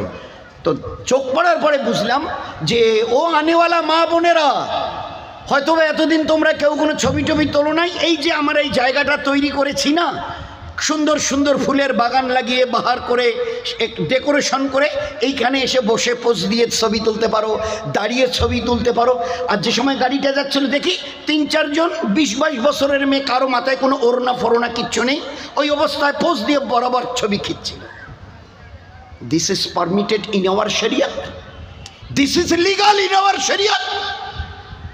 দিন কি বলে? এক সাহাবী দাওয়াত পেয়ে একজন সাহাবীর বাড়িতে গেছে, দেখে চেয়ার টেবিলের ব্যবস্থা। উনি বাড়িওয়ালার সামনে বলছে যে আজকের দিনে আমি আপনার বাড়িতে দাওয়াত খেতে পারবো না, অন্য দিন আসবো। কেন ভাই ওরকম বলছেন? যে আমি দয়ার নবীকে কোনোদিন চেয়ার টেবিলে খেতে দেখিনি, আমার নবীর এটা সুন্নতের খেলা, আমি কোনোদিন আমার নবীকে আমি চেয়ার টেবিলে খেতে দেখিনি, আমি এটা পারবো না। আমার পেয়ারা নবীর একটা সুন্নত আমার জীবন থেকে মিটে যাবে, আর আমি গায়রের তরিকায় জীবন চালাবো, তার আগে আল্লাহ আমার যেন মৃত্যু হয়। আমার নবীর একটা সুন্নত এত মহামূল্যবান যে আমার সুন্নতের সঙ্গে যদি জীবন তোমার মিলে যায়, শুনে নাও, তোমাকে কাল আমার সঙ্গে জান্নাতে আমি নিয়ে যাব। মান আহাব্বা সুন্নতি ফাকাত আহাব্বানি ওয়া মান আহাব্বানি কানা মাই ফিল জান্নাহ। যে আমার মহব্বত করতে চায় তার সেজন্য আমার সুন্নতের সঙ্গে মহব্বত করে। আমার নবী জুতো কিভাবে পায়ে দিয়েছিলেন, আমার নবীজি জুতো কি করে খুলেছিলেন, আমার নবীজি মেয়েদের ওড়নাটা কিভাবে জড়িয়েছিলেন, আমার প্যারা নবী মুখের থুতুটা কিভাবে ফেলেছিলেন, আমার নবী কিভাবে চুল চিরুনি পুরুষকে করা দেখিয়েছেন, মা বোনদের করা দেখিয়েছেন। আবার দয়ার নবী বলেছে, এ আমার উম্মতের মা বোন, খবরদার কখনো কোনো সময় গোসলের আগে অথবা পরে মাথার চুলগুলোকে উপরের দিকে এইভাবে পেঁচিয়ে পেঁচিয়ে উটের কুজের মতো করে উপর দিকে বাঁধিও না, এটা কিয়ামতের আলামত। চাহে তুমি এদিকে বিনি করো, ওইদিকে বাঁ দিকে বিনি করো, পিছনের দিকে খোপা বিনি করো, কোনো মানা নেই ইসলামী শরীয়তে, কিন্তু খবরদার মাথার চুল উপরের দিকে উটের কুজের মতো করে পেঁচিয়ে বাঁধিও না। আমি নবী বলছি, এটা কিয়ামতের আলামত। হাঁচি দিলে কি করে দিন হবে, হাই এলে কি করে দিন হবে, মুখের থুতু কিভাবে ফেললে দিন হবে, আল্লাহর নবী সাল্লাল্লাহু আলাইহি ওয়াসাল্লাম শিখিয়েছেন। খানার শেষে আঙ্গুলগুলো কোনটা আগে আর কোনটা আঙ্গুল শেষে চাটলে দিন আর ইবাদত হবে, দয়ার নবী শিখিয়ে দিয়েছে। একটা জামাত জাপান থেকে আসছিল, জাপান থেকে, তো সৌদি আরবে গিয়ে ওখান থেকে পানি জাহাজে করে জেদ্দায় আসছে। তো জামাতের সাথীদের মধ্যে কিছু ছিল মুসলিম। তো মক্কাতে তারা ওখান থেকে যখন জেদ্দায় পানি জাহাজে উঠবে, তো কিছু খেজুর কিনে নিয়েছে যে পানি জাহাজে 7-8 দিন লাগবে, পানি জাহাজে বসে বসে খাবো। তো এবারে এক সময় ওই খেজুরের ব্যাগটা বের করে এনেছে। আমি সাহেবকে বলছি, আমি সাহেব খেজুরগুলো বের করে আনি, বলে হ্যাঁ নিয়ে আসো। এবারে খেজুর হাতে নিয়ে যে সাথীরা ছিল তাদের মধ্যে কিছু নিউ কামার মানে নও মুসলিম ছিল। তো তারা এবারে আমির সাহেবকে জিজ্ঞাসা করছে, আমির সাহেব এই খেজুরটা যে খাবো তো ওর ভিতরে তো একটা বিচি আছে, তো বিচিটা কী করে ফেলবো? তো সবারই সব জিনিস জানা থাকবে এমন তো কথা নয়। তো আমির সাহেবের ওই জিনিসটা জানা ছিল না। তো বলছে ভাই আমার যে জিনিসটা জানা নেই। তো যারা নও মুসলিম ছিল তারা এবারে প্রথম বলছে, কিছু তো অর্ধেকের বেশি পুরানা মুসলমান বাপ মানে জন্মসূত্রে, আর কিছু নিউ কামার, কিছুদিন আগে তারা ইমান কবুল করেছে, নিউ কামার, কিছুদিন আগে তারা কনভার্টেড। তো তারা তখন বলছে যে খেজুর খাবো অথচ বিচিটা কিভাবে ফেলতে হবে জানা নেই, নবীর সুন্নতের খেলাফ হতে পারে। তো যখন ইমান যখন কবুলি করেছি নবীর সুন্নতের খেলাফ কিছু করা ঠিক হবে না।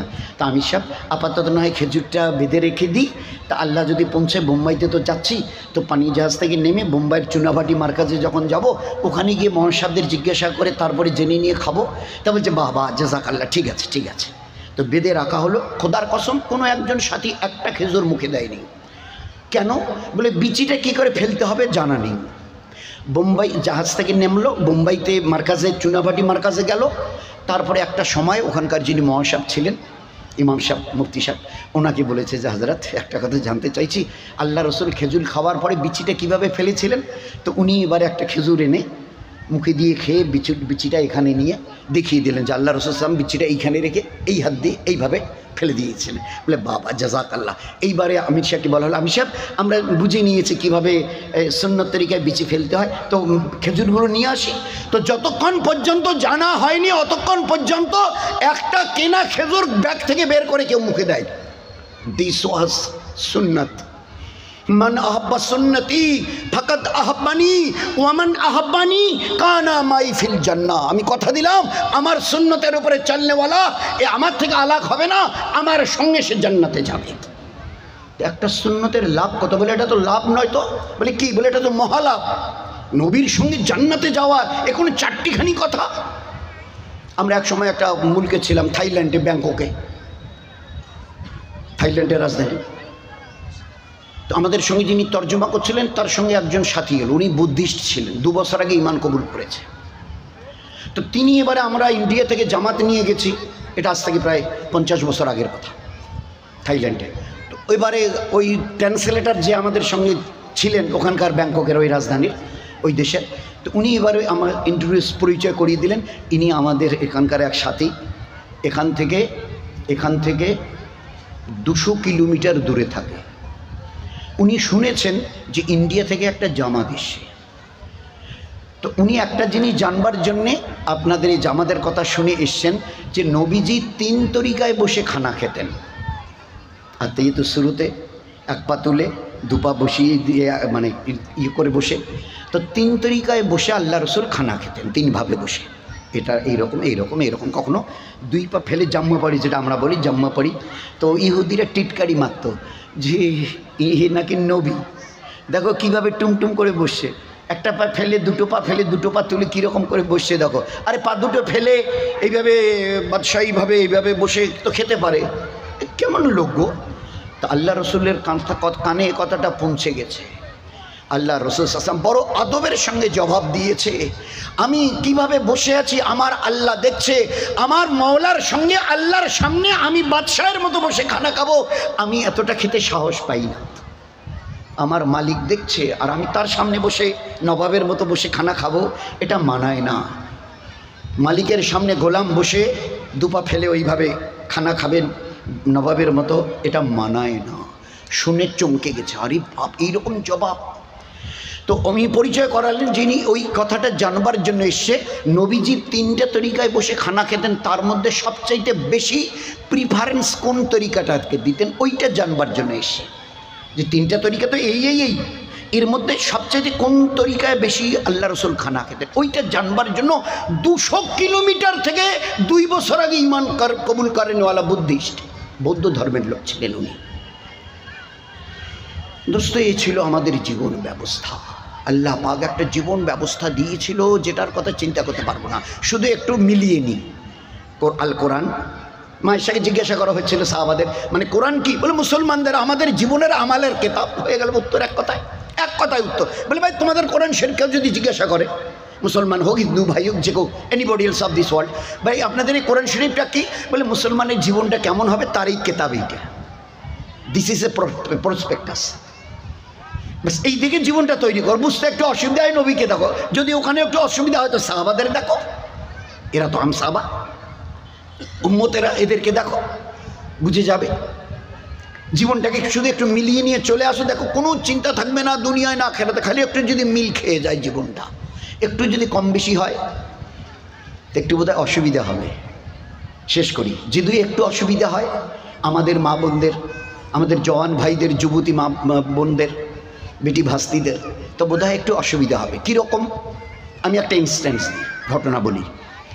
ওকরাবাড়ি, এই বোধহয় এখানে হাত তুলতে বলতে বোধহয় 90% লোক হাত তুলবে। ওকরাবাড়ি কতবার গেছি, ওকরাবাড়ি বাজারটা, আর বাজারের উপরে ব্লক মসজিদটা, একটা বাজারের উপরে হাইরোড, এদিকে গীতালদা, এইদিকে দিনহাটা, মাঝখানে ওকরাবাড়ি বাজার, আর বাজারটার একটা রাস্তার উপরেই হলো ব্লক, আর ঠিক ব্লকটার উল্টো পিঠে একটা ডিসপেন্সারি, দাওয়ার দোকান, ওষুধের।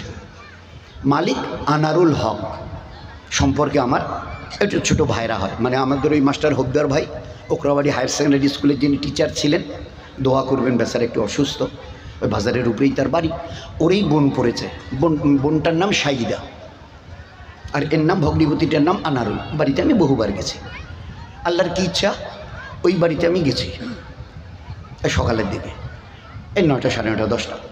ওর মেয়েটাকে বোধহয় 2 কি 3-তে পড়ে, সাজিয়ে টেজিয়ে দিল ওই কেজি স্কুল নার্সারিতে। গাড়ি এলো, চলে গেল। আমি ওখানে বসে আছি, নাস্তা পানি খেয়ে আনারুলের সঙ্গে গল্প করছি, ওই ভাড়াটার সঙ্গে।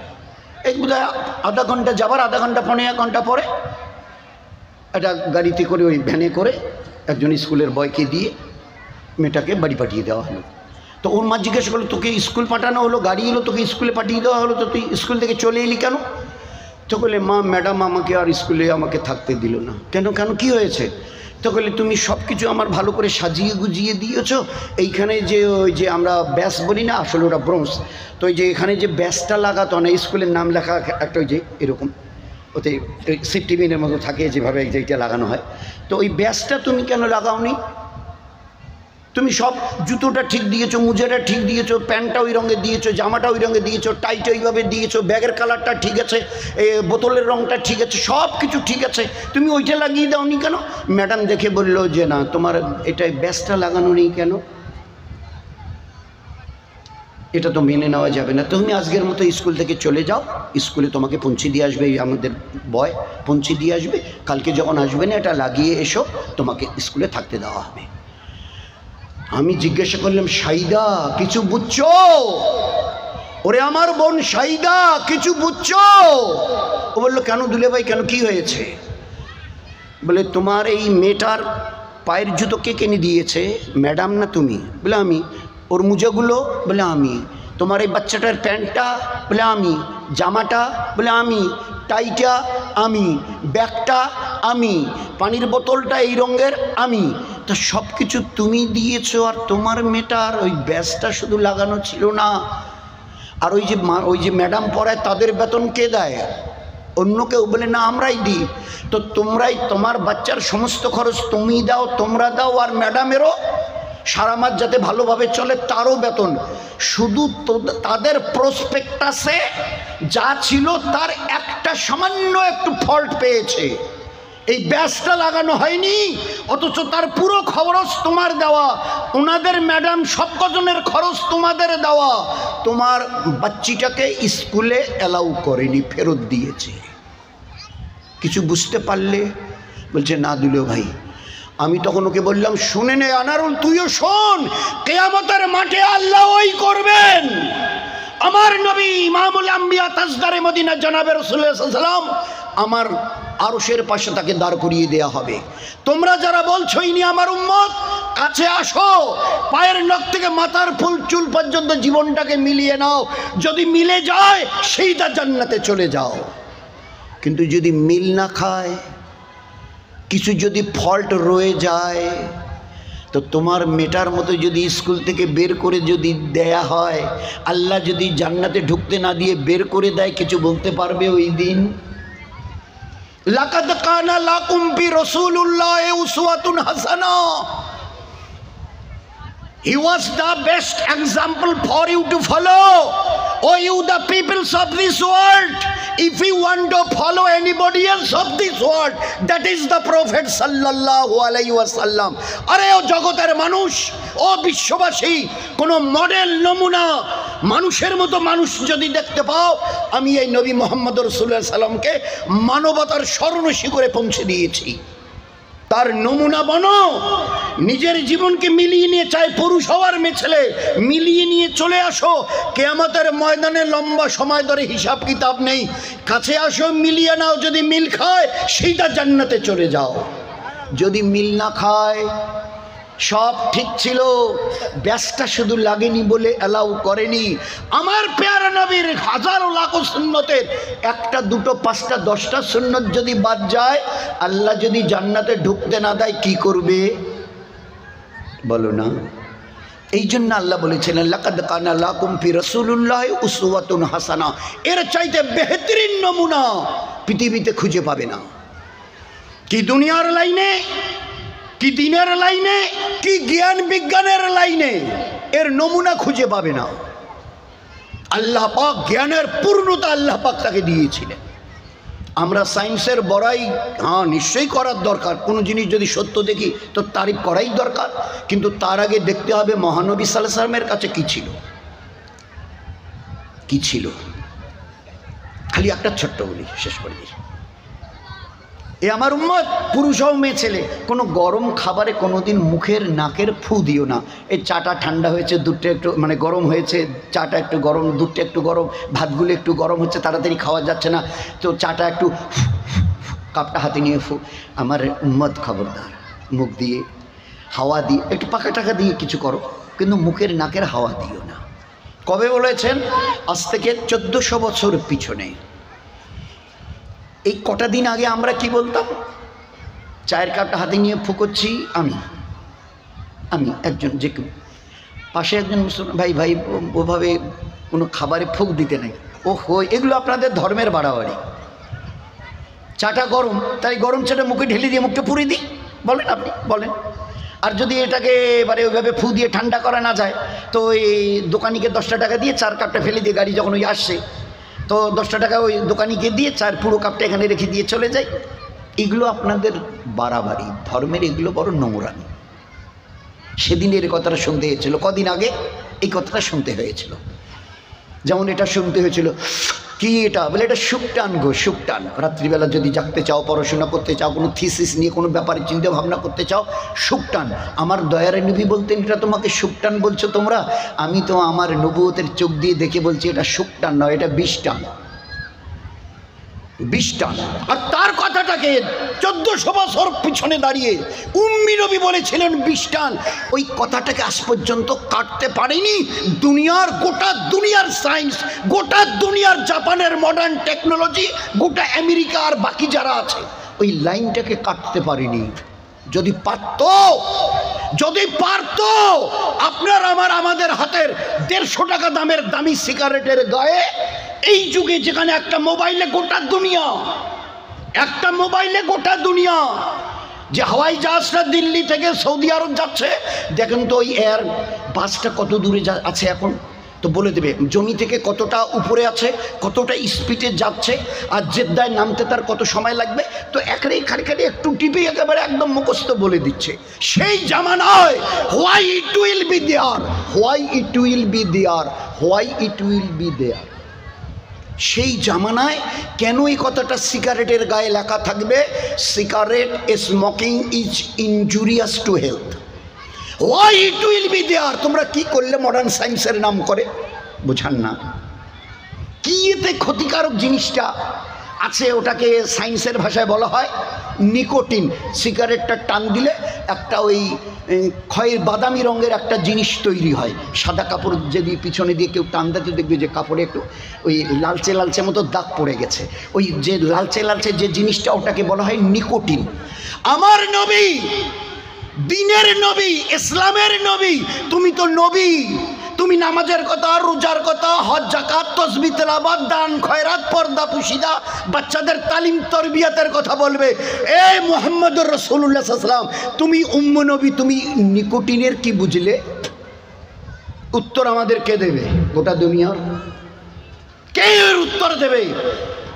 জ্ঞান ও বিজ্ঞানের এতটা তারাক্কি হলো, সুনিতা উইলিয়ামস 8 দিনের জন্য গিয়ে প্রায় 250 দিন, প্রায় 4500 বার রাউন্ড দিয়েছে, দুনিয়াকে দিয়ে ফিরে এলো। তো সেই যুগে এই আমার দামি 150 টাকা সিগারেট 10টার দাম 150, সেখানে এখনো এই এলাকাটা কেন এটাকে রিমুভ করা গেল না, মুছে দেওয়া গেল না, কেটে দেওয়া গেল না? যায় না, যাবে না, যাচ্ছে না, যেতে পারে না। এ আমার নবীর চোখ। এ মামুলি কথা নয় দোস্ত, এটা মামুলি কথা নয়। যেমন উনি বলেছিলেন, এই আমার উম্মত, না না না, একটু পাখা দিয়ে হাওয়া করো, কিন্তু মুখের বাতাস দিও না। কিছুদিন আগে শুনতাম এগুলো ধর্মের গোড়ামি, ধর্মের বাড়াবাড়ি, ধর্মের নষ্টামি, এগুলো একটু টু মাছ, অতিরিক্ত অতিরিক্ত। এই কদিন আগে, আজ কি বলছে গোটা দুনিয়া? ভাই যা বলেছি না, এই যে কান ধরেছি, ভুল হয়ে গেছে, কিছু মনে নেবেন না, বুঝতে পারিনি না। আসলে যে অতটা বিদ্যার দূর আমাদের এখনো যায়নি। উনি উম্মি নবী হলে কি হবে? ওনার চোখ বড় সাংঘাতিক, ওনার এই জায়গাটা বড় সাংঘাতিক। একটু ভুল হয়ে গেছে, এর কিছু মনে করবেন না, আমরা ওটাকে উড্র করে নিচ্ছি। হ্যাঁ, উনি ঠিক বলেছেন। আমরা এখন বুঝতে পারছি যে হাওয়াটুকু আপনি নেন এইভাবে নাক দিয়ে মুখ, কান দিয়ে, মানে কান দিয়ে মুখ দিয়ে যে হাওয়াটা আপনি টেনে নেন, এই 6-7 বাচ্চাদের জিজ্ঞাসা করবেন যাদের পাশে কেউ থাকে, হ্যাঁ রে আব্বু, এই নাতিন, তুই তো 7 পড়িস, যে হাওয়াটা যে তোরা যখন নিস তো কী যায়, তো এক্ষুনি বলে দেবে। জিজ্ঞাসা করেন যদি কেউ পাশে থাকে, ভাই ওটা কি যায় যখন টান দিই, কি যায়? আরে বলেন না, কম বেশি সবাই জানেন ওই হাওয়াটা কি যায় যখন ভিতরে নিই, ভাই কি যায়? O2 কি নাম? অক্সিজেন। ওই বাচ্চাটা বলছে, ওই যে বলে ওটা O2 অক্সিজেন। তো ওই হাওয়াটাই তো ভিতরে গিয়ে, ওই হাওয়াটাই ভিতরে গিয়ে বেরিয়ে আসে দেনেন্দের সঙ্গে সঙ্গে, 8 ঘন্টা 1 ঘন্টা 10 মিনিট পরে তো নয়, সঙ্গে সঙ্গে। আচ্ছা, ওই হাওয়াটাই যখন বেরিয়ে আসে তখন তার নাম কি হয়? হ্যাঁ হ্যাঁ, দেখো ওই যে কত ছোট বাচ্চা বলছে, CO2 কার্বন ডাই অক্সাইড যখন ভিতরে গেছিল, ওটা একটা পিউরিফাইড মানে শুদ্ধ বাতাস। আর ওই বাতাসটা ভিতর থেকে যখন বেরিয়ে এলো, আগে ছিল অক্সিজেন, এখন হলো CO2 কার্বন ডাই অক্সাইড, বিষাক্ত বায়ু। এ ধর্মের নবী, নামাজ রোজা হজ জাকাতের নবী, এটা কি বলছে? উনি কার্বন ডাই অক্সাইডের কি বুঝলো? কোথায় লেখাপড়া করেছে কেমিস্ট্রি নিয়ে? কেউ বোঝাবেন? তো আমাদের গোটা দুনিয়ার উম্মতকে বুদ্ধু বানাবার জন্য আল্লাহ দয়ার নবীকে আমাদের কাছে পাঠাননি। তার কাছে আল্লাহ পাক জ্ঞান বিজ্ঞানের যে ভান্ডার দিয়েছে, আমার ওই নবীর পায়ের কাছে যেতে আজকের দুনিয়ার মডার্ন সায়েন্সের আর 1,00,000 বছর লাগবে। লিখে রাখেন, লিখে রাখেন, দামি ডায়েরিতে সোনার অক্ষরে লিখে রাখেন, আপনার আমাদের নবীকে জ্ঞান আর সায়েন্সের লাইনের, ওই জগতের স্কুল থেকে, বিডিও অফিস থেকে, স্কুল থেকে, সিটাই কলেজ থেকে এক্সকারশনে যাচ্ছে, গভর্নমেন্টে এদের কিছু কনসেশন দিচ্ছে, ভাড়া টাড়া থাকার কনসেশন দিচ্ছে। এডুকেশনাল ট্যুরে যাও, এক্সকারশনে যাচ্ছ, তাজ্জব হচ্ছেন? আমার নবীকে দিয়ে আল্লাহ শিখিয়ে দিয়েছেন, উম্মতকে বলে দাও, ঘর থেকে যদি 48 মাইল, 72 কিলোমিটার, এখান থেকে জলপাইগুড়িও হবে না, যদি যায় তো আমি আল্লাহ এবাদতগুলোকে কনসেশন করে দিলাম। এবাদত কেমন? 4 রাকাত জোহরের ফরজ, 2 রাকাত পড়িও, 2 রাকাত মাপ। এশার 4 রাকাত ফরজ, 2 রাকাত পড়িও, 2 রাকাত মাপ। আসরের 4 রাকাত ফরজ, 2 রাকাত পড়িও, 2 রাকাত মাপ। তো ফরজ হাফ, সুন্নত মাপ, নফলগুলো সাফ। এ হচ্ছে শরীয়ত। তোমরা দুনিয়াওয়ালারা সেই দিন করলে, এরা এক্সকারশনে, এডুকেশন ট্যুরে যাচ্ছে, স্কুল কলেজ বিডিও অফিস থেকে, ইউনিভার্সিটি থেকে, এদের জন্য গভর্নমেন্ট ফ্যাসিলিটি দিচ্ছ। আমাদের আল্লাহ আজ থেকে 1400 বছর আগে আমাদেরকে শুনিয়েছেন, ইবাদত ফরজ যেগুলো ওগুলো হাফ, সুন্নত যেগুলো ওগুলো মাপ। সফরে যদি না করেন কোনো গুনাহ নেই, যদি না পড়েন নফল সাপ, ওর তো কোনো আলাপেই নেই। আল্লাহ দেখিয়ে দিয়েছে, আল্লাহ দেখিয়ে দিয়েছে যে এইরকম একটা পরিপূর্ণ জীবন ব্যবস্থা আল্লাহ আমাদের দিয়েছেন। আমরা কোরআনকে দেখি, যেটা বুঝতে অসুবিধা হয় আলেম ওলামা আমাদের কাছে আছে। যখনই যা কিছু করতে চাইব, এটা ঈদের নামে, এটা বকরিদের নামে, এটা অমুকের নামে, মৌলী সাহেব মুফতি সাহেব এইভাবে করতে চাচ্ছি, চলবে তো? কোথায় করা যাবে, কোথায় হাত বাড়ানো যাবে, কোথায় হাত রুখা যাবে? যদি দেবার জায়গা আসে তো হাত যত পারো লম্বা করো, আনফিক আনফিক, লাগাও লাগাও। নেওয়ার কথা ইসলামে কোথাও নেই। বছরে দুটো ঈদ, ঈদুল ফিতর, ফেতরা দাও, মাল দাও, মাল দাও।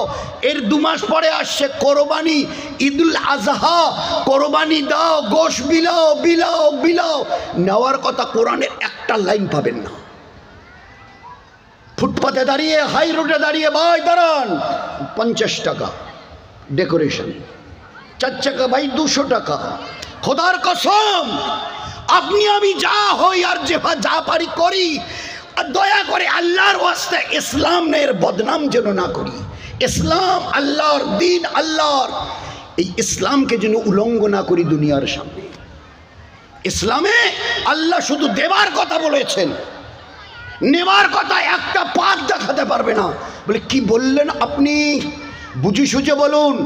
বলে হ্যাঁ, আমি ওলামা হজরতদের কাছ থেকে 1000 বার কাছে গিয়ে পা টিপে টিপে জিজ্ঞাসা করেছি। বলছে হ্যাঁ, নেবার কথা পাওয়া গেছে কোরআনে বহু জায়গায়। কাদের কাছ থেকে? রাস্তায় চলনেওয়ালা পথিক, 2 হুইলার্স স্কুটারে, বাইকে, 3 হুইলার্স অটো টোটোতে, 4 হুইলার্স ছোট গাড়ি, বড় গাড়ি, ট্রাক, তাদের দাঁড়িয়ে ধনী লোক, বড় লোক, মাস্টার, ইঞ্জিনিয়ার, ডাক্তার, তাদের কাছে। তাহলে কোথাও পাওয়া যায়নি। নেবার জায়গা আল্লাহ বলে দিয়েছে প্রথম পাতায় সূরা ফাতিহাতে, ইয়াকা নাবুদু ইয়াকা নাস্তাইন। এ আল্লাহ, তোমাকে মানি আর তোমার কাছে যা কিছু প্রয়োজন চাই। ইয়াস্তাইনু চাও আমার কাছে, চাও ইয়াস্তাইনু, কার কি চাইবার আছে চাও আমার কাছে। বিসসাবরি ওয়াস সালাত, নামাজের দ্বারা আমার কাছে। ফাফিরু ইলাল্লাহ, আয় আমার কাছে আয়, কি চাইবি বল আমাকে। উদুনি আস্তাজিব লাকুম, তুমি চাও আমি দেব।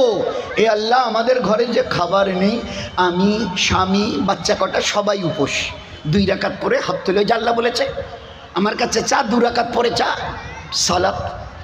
তো বলেছে আল্লাহ, আমাদের ঘরের অবস্থা, আমার পেট খালি, আমার স্বামীর পেট খালি, বাচ্চাদের। তো দোয়া শেষ হয়নি, খালি 2-4টে কথা বলেছে। ঘর ঘর শব্দ, রান্নাঘরে দৌড়ে গিয়ে হাতটা মুখের উপরে ফিরে দৌড়ে গিয়ে দেখে গম পেশাই করা জাতাটা আপনা আপনি ঘুরছে, আর ওর ভিতর থেকে কোনো দানা, আর গমের কেউ দানা দিনেওয়ালা নেই। উপরের চক্কিটা, লোহার চক্কিটা ঘুরছে আর আপনা আপনি চতুর্দিক থেকে আটা বেরোচ্ছে। যতগুলো ভাড়া বর্তন ছিল ওই সাহাবিয়াদের বাড়ির, সমস্ত ভাড়া বর্তন তাড়াতাড়ি করে আটাগুলো ভরিয়ে ভরিয়ে নিয়ে ভর্তি করে দিয়েছে। তারপরেও আটা বেরোচ্ছে, ঘুরছে আর আটা। কি করে আটাগুলো মাটিতে পড়ে কেন নষ্ট হয়? উপরের লোহাটা তুলে নামিয়ে রেখেছে। খানিক পরে স্বামী এলো, বিবি বলছে হাত ধুয়ে এসে বসো। এবারে রুটি তার সঙ্গে কিছু তরকারি দিয়েছে, তো বললে কেচ্চা শোনাও, তা কেচ্চা শুনিয়েছে। এ সাহাবি নবীজির পিছনে নামাজ পড়ে, নামাজ পড়তে, বাড়িতে তো পুরুষের নামাজ পড়ার জায়গা নয়, মসজিদে যেতে হয়, জামাতের সঙ্গে পড়তে হয়। তো নামাজের টাইমে নবীজির পিছনে মসজিদে গিয়ে নামাজ পড়েছে। নামাজের পরে, নামাজের শেষে নবীজির কাছে গিয়ে কেচ্চা শুনিয়েছে। আমাদের বাড়ির ভুকা ফাঁকা ছিল, আমার বিবি 2 রাকাত পরে আল্লাহর কাছে চেয়েছে, অটোমেটিক আমাদের গম ভাঙ্গা পেশাই করা লোহাটা ঘুরছিল, উপরের জাতাটা সমানে আটা বেরোচ্ছিল। তো আমাদের বাড়িতে যতগুলো ওই রকম রাখবার মতো ভাড়া বর্তন ছিল সব ভরিয়ে নিয়েছে, তারপরে আটাগুলো পাটিতে পরে নষ্ট হচ্ছিল। আমার বিবি কি করেছে, ওই লোহা, উপরের লোহাটাকে চাপ দিয়ে থেমে দিয়ে তুলে রেখে দিয়েছে। আর তার থেকেও আটা রুটি বানিয়ে ওই সেই রুটি খেয়ে আমি মসজিদে এসেছি।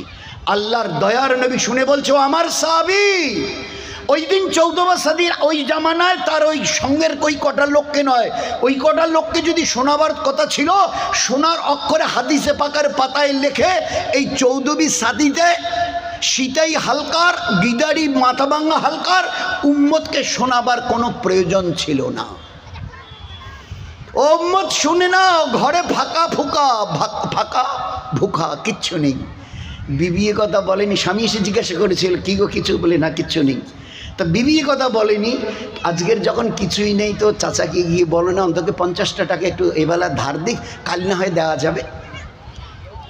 ও বড়বাকে গিয়ে অন্তত বাকে বলো না অন্তত 50টা টাকা 80-100 টাকা আজকের এইরকম যখন অবস্থা দিই পরশু তরশু না হয় দেওয়া যাবে। কাউকে দেখে না এই উম্মত, ডায়ে বায়ের কাউকে দেখতো না, আল্লাহকে দেখতো। ওই আল্লাহ বলতেন ফাপিরু আয় আয় আয় আয় আমার কাছে আয়, আনতুমুল ফকার, ওরা তো সব ফকির, কার কাছে যাবি? আমার কাছে আয়, না হুনো আগ্নিয়, আমি একা ধরি। কি চাইবি বল? মরা বাচ্চাকে বাচ্চাতে চেয়েছে, বাঁচিয়ে দিয়েছে। ঘর খালি ছিল, ভুকা পাকা ছিল, আল্লাহ পাক আটা দিত। নবী শুনে কি বললেন? আমাদের দয়ার নবী রাসূলুল্লাহ সাল্লাল্লাহু আলাইহি ওয়াসাল্লাম, ও আমার সাহাবী শুনো, তোমার বিবির দুরাকার নফলের পরে ওই দোয়া আর ওই যা আপনা আপনি জাতাটা ঘুরছিল, তোমার বিবি যদি ওটাকে রুখে দিয়ে তুলে না রাখতো, আমি নবী বলছি ওই জাতার থেকে কিয়ামত পর্যন্ত আটা বার হতো, কিয়ামত পর্যন্ত। বলুন না, এই ছিল আমাদের জীবন, এই ছিল আমাদের জীবন। কেউ বলতে পারবেন? এখানকার বহু সাথী আছে দিল্লি মার্কাজে গেছে 1920 আর এটা 2025, একবারে নিট অঙ্ক করে 105 বছর চলছে তবলিগের বয়স দিল্লি মার্কাজের। আমাদের হিন্দু ভাইদের পুরী জগন্নাথ দেবের মন্দিরে লেখা আছে দান বাক্স। অমৃতসরের জৈন ভাইদের অমৃতসরের স্বর্ণ মন্দিরের পাশে লেখা আছে এটা দান বাক্স। আমাদের বড় দিল্লির নাকোদা মসজিদে, কলকাতার দিল্লির জামা মসজিদের বাইরে দেয়া আছে, লেখা আছে এটা দান বাক্স। দিল্লি মার্কাজে যারা গেছেন 50, 60, 70, 80 বছর ধরে, আপনাদের দোয়ায় তো কত হবে, 65, 60 বছর ধরে যাচ্ছি দিল্লি মার্কাজ, তখন কলেজে পড়তাম। তো 60 বছর ধরে যাচ্ছি, কোনো দিন চোখে পড়ে নেই যে হ্যাঁ এই যে রে এইখানে একটা দান বাক্স আছে। যারা গেছেন দেখেছেন কেউ যে দিল্লি মার্কাজের দান বাক্স বলে কোনো বাক্স আছে ওখানে? 105 বছর ধরে প্রতিদিন 2, 4, 5, 8, 10 হাজার লোককে খাওয়ানো হচ্ছে প্রতিদিন 2-3 বেলা। কেউ বুক ঠুকে বলতে পারবে আমি এই দিল্লি মার্কাজে এ পর্যন্ত 50 বার গেছি, খাওয়ার জন্য আমি 20 টাকা দিয়েছি। এই 50 বছরে 30 বছরে আমি খাওয়া বাবদ খানা বাবদ 10 টাকা দিয়েছি। আচ্ছা কোনো বাহাদুর? রোজ ফজরের পরে 2.5 ঘন্টা বয়ান হয় দিল্লি মার্কাজে। হযরত মাওলানা ইব্রাহিম সাহেব দামাত বারকাতুহুম বেঁচে আছেন, উনি প্রায় বলতেন ও আমার সাথীরা, সারা দুনিয়ার 750 কোটি লোককে বলে, এখন তো 800 কোটি হয়েছে, 750 কোটি লোককে বলো এরা আল্লাহর দিনের দাওয়াতের মেহনত করুক আর দিল্লি মার্কাজের দস্তরখানায় বসে খানা খাক। আল্লাহর নামে কসম দিয়ে বলছি কিয়ামত পর্যন্ত আল্লাহ আপনাদের ফ্রি খাইয়ে দেবে, কিয়ামত পর্যন্ত। গোটা দুনিয়ার মানুষকে বলো, মুসলমানকে নয়। আল্লাহর দিনের দাওয়াতের মেহনত করুক, নবীওয়ালা দাওয়াতের কাজ, আর দিল্লি মার্কাজের দস্তরখানায় বসে খানা খাক, কিয়ামত পর্যন্ত আল্লাহ ফ্রি খাইয়ে দেবে। এখানে কোনো দান বাক্স নেই, টাকা কেউ দিতে চাইলে ওখানে কোনো লেনেওয়ালা নেই। এই হচ্ছে আপনার আমার আল্লাহর পরিচয়। তো নেবার জায়গা আল্লাহ দেখিয়ে দিয়েছেন, দেবার জায়গা গোটা দুনিয়াকে আল্লাহ দেখিয়ে দিয়েছেন। তার কাছ থেকে নাও আর গোটা দুনিয়াকে বিলাও। তোমরা তো খলিফা, খলিফা মানে রিপ্রেজেন্টেটিভ, প্রতিনিধি। ইনি মেডিকেলের রিপ্রেজেন্টেটিভ, অমুক কোম্পানির ঔষধ নিয়ে আসে আর বিভিন্ন ডিসপেন্সারি ডাক্তারের কাছে গিয়ে সেই ঔষধের অ্যাডভার্টাইজ করে সার্ভিস। তোমরা তো নবীর উম্মত, ঈমানওয়ালা, আল্লাহর কাছ থেকে তিনি রাজ্জাক, রুজি দেনেওয়ালা। কার দরবারে যাচ্ছ? বিডিও, এসডিও, ডিএম, অমুক তমুক। ভাই ভালো করে বড় সাংঘাতিক কথা এগুলো। দোয়া করবেন, আমিও বলছি খুব কষ্ট করে, আল্লাহ যেন গলত না বোঝায়, কারণ বলায়, কারণ এটা দিন, এ দিন বড় পাক পবিত্র দিন। ইন্নাদ্দীনা ইনদাল্লাহিল ইসলাম, আমার কাছে শুধু দিন ইসলাম চলবে, বাকি সারা দুনিয়ার মানুষের কিচ্ছু চলবে না। রাদিতু লাকুমুল ইসলাম দীনা, যে মানুষের পুরুষ মেছেলে, ধনী গরিব, শিক্ষিত অশিক্ষিত, শহরি দেহাতি, কালো ফর্সা, যার কাছে দিন ইসলাম থাকবে আমি তার উপরে রাজি আছি। যার কাছে দিন নেই, সে যেই হোক আর যাই হোক, তার সঙ্গে আমার কোনো সম্পর্ক নেই। দিন আছে আমি আছি, দিন নেই আমি নেই। রাজি তো লাকুমুল, রাজি মানে রাজি থাকা। আমি রাজি আছি, যার কাছে দ্বীন ইসলাম আছে তার উপরে রাজি আছি। যার কাছে গোটা দুনিয়ার বাদশা নমরুদ ছিল, তার কাছে দিন ছিল না, কি অবস্থায় মরেছে জিজ্ঞাসা করো। ফেরাউন বলতো আনা রব্বুকুমুল আলা, কি অবস্থায় মরেছে, লাশ এখনো লন্ডনের মিউজিয়াম, আগে মিশরের মিউজিয়ামে ছিল, এখন লন্ডনের মিউজিয়ামে আছে। তাজা লাশটা গিয়ে দেখে আসো, লম্বা কতটা ইতিরি ছিল আমার জমিনে। আনা রব্বুকুমুল আলা, আমার চাইতে বড় তার ওই পরিচয়, দেখো লাশ পড়ে আছে। এখনো তার লাশকে আল্লাহ টাটকা রেখে দিয়েছেন, পচতে দেয়নি। মরে তো গেছে দরিয়ার পানির নিচে, কিন্তু আল্লাহ বলেছেন আমি ওর লাশকে হেফাজত করব। দুনিয়ার ইনসানকে বোঝাবার জন্য, তারা যেন আমার জমিনে বাস করে আমাকে আমার সামনে দেমাগ না দেখায়, অহংকারের সঙ্গে যেন না চলে, বুক ঠুকে যেন না চলে, কারণ এই জমিনের নিচে তাকে শুইতে হবে, আজ নয় তো কাল। আমি পাই হিসাব নেব কিয়ামতের ময়দানে। এই জন্যে ভাই, আমরা আমাদের মা বোনরা কার কোন দিন শেষ হয়ে যাবে হায়াত, এ আমাদের বাপকেলের সম্পত্তি নয়। বাপ মাকে জিজ্ঞেস, আব্বু আমার তো 32 চলছে, কতদিন বাঁচবো আর? তোমরাই তো জন্ম দিলে, কতদিন? তো কি উত্তর দেবে, কি করে বলবো? আমার জানা আছে, আমার নিজেরটাই আমি বলতে পারি না। তো কোন দিন আমার হায়াত শেষ হবে জানি না। ডাক আসার আগে একটু চেষ্টা করে জীবনটাকে যদি তৈরি করতে পারি তো বেঁচে যাব, আর যদি চেষ্টা করে না করে যদি জীবনটাকে বরবাদ করি তো আযাবের জালে ফেসে যাব। তো বাঁচা আর ভাষা সবটাই আমার ইচ্ছা আর আমালের উপরে নির্ভর করে। বাঁচতে যদি ইচ্ছে করি তো আল্লাহ পাক বাঁচার রাস্তা, ইমান, ইবাদত, আখলাকের রাস্তা আমার জন্য আসান করে দেবে। আর বাঁচতে যদি না চাই তো অডেলো সময় আমি 2 রাকাত নফল নামাজ পড়ার ফুরসত পাবো না। তো জীবন বানা আর বিগড়ানো সম্পূর্ণটাই আমাদের এখতিয়ারে আল্লাহ দিয়ে দিয়েছে। বনতে চাষ বানিয়ে দেবো, বিগড়াতে চাষ তো বিগড়ে দেবো, আমার কোনো লাভও নেই, আমার কোনো ক্ষতিও নেই। তুই যদি জান্নাতে চাস তুই মজা উড়াবি, আর তুই যদি জাহান্নামে চাস তুই সাজা ভোগ করবি, আমার কি? তা আল্লাহর কোনো লাভ নেই, ক্ষতি নেই। আমরা আমাদের জীবনটাকে একটু যেন কটা দিন কার দুনিয়াতে আছি, ডাকলেই চলে যেতে হবে। অনেক মা তার বাচ্চা মরা প্রসব করেছে, আল্লাহ পাক এক ঝলক তাকে দুনিয়া দেখতে দেয়নি। আমার বয়স এখন 20, 22, 25, 30, জওয়ানিতে টকবক করছি, একটু লাগাম লাগাই, মাথাটাকে ঝুঁকাই, আল্লাহ ইজ্জত দিয়ে আল্লাহ দেখিয়ে দেবে। আর যদি দামাক দেখিয়ে চলে যাই, এ জওয়ানি আজ বাদে কাল ঢলে যাবে। আমি তোমাকে একটাবার জিজ্ঞাসা করব না, তোমাকে একটু দেখি, জিজ্ঞাসা করবো না। তোমার কালো চুলগুলো সাদা করে দিই, একদম বগের পাখার মতো, এই যে লোহার মতো দাঁতগুলো সব কটা তুলে দিয়ে খোকলা করে দিই, লাল চোখ বজ্রের মতো তোমার আওয়াজ, জবান লড়খড়িয়ে দিই, চোখের চাহনিটাকে ঝলসে দিই, কানের শ্রবণ শক্তিটাকে বধির করে দিই, দন্দন করে হেঁটে যেতে মসজিদের পাশ দিয়ে শুনতে হিয়া রাসালা, ভাই আসেন আসেন, হনান করে চলে যেতে, কি একদম একেবারে শটান, এইরকম যেন ব্যাকবন্ড মেরুদণ্ড মনে হচ্ছে লোহার মতো শক্ত। আমি একটু ঝুঁকিয়ে দিই, মুখটা মাটির নিচে থুবড়ে যাবে। আল্লাহ বলছে কোরআনে, আল্লাহ কোরআনে, ও আম্মির হু নুনাক্কিস, খবরদার জবানির বড়াই করিও না, জবানির অহংকার দেখাইও না। এটা শোভনীয় নয়, এই কারণে এই জবানিকে তুমি ধরে রাখতে পারবে না, আজ বাদে কাল ঢলে যাবে। তোমার এই বেডরুমের এইটা বেড, আর এই বেডের এই যে পাশে দেয়াল, আর দেয়ালের এখান থেকে 1.5 হাত, এইটা হচ্ছে বাথরুম, বেডরুম, আর এইটা তার বেডরুমের বিছানা তোমার, আর এইটা বাথরুমের এইটা দরজা, আর তোমার এই বিছানা 1.5 হাত। এইখান থেকে উঠে ওখানে যাওয়ার মতো তোমার হিম্মত হবে না। আজ তো এমনভাবে চলছো যে তোমার চলনকে দেখে লোক ভয় কাঁপছে, কিন্তু এদিন তোমার থাকবে না। বেডরুমের এই বেড থেকে উঠে বাথরুমের দরজাটা 2 হাত, ওইখানে গিয়ে ধাক্কা দিয়ে ভিতরে ঢুকবে, হিম্মত হবে না। দাদু ভাই, বৌমা কই গেলে গো, একটু হাতটা ধরো না। কেন ওরকম করছেন? বলে আমি বাথরুমে যাব। দোস্ত ইয়াদ করি আমার ওই দিন আসছে, ডেফিনেটলি আসছে, টুডে টুমরো আর ডে আফটার টুমরো।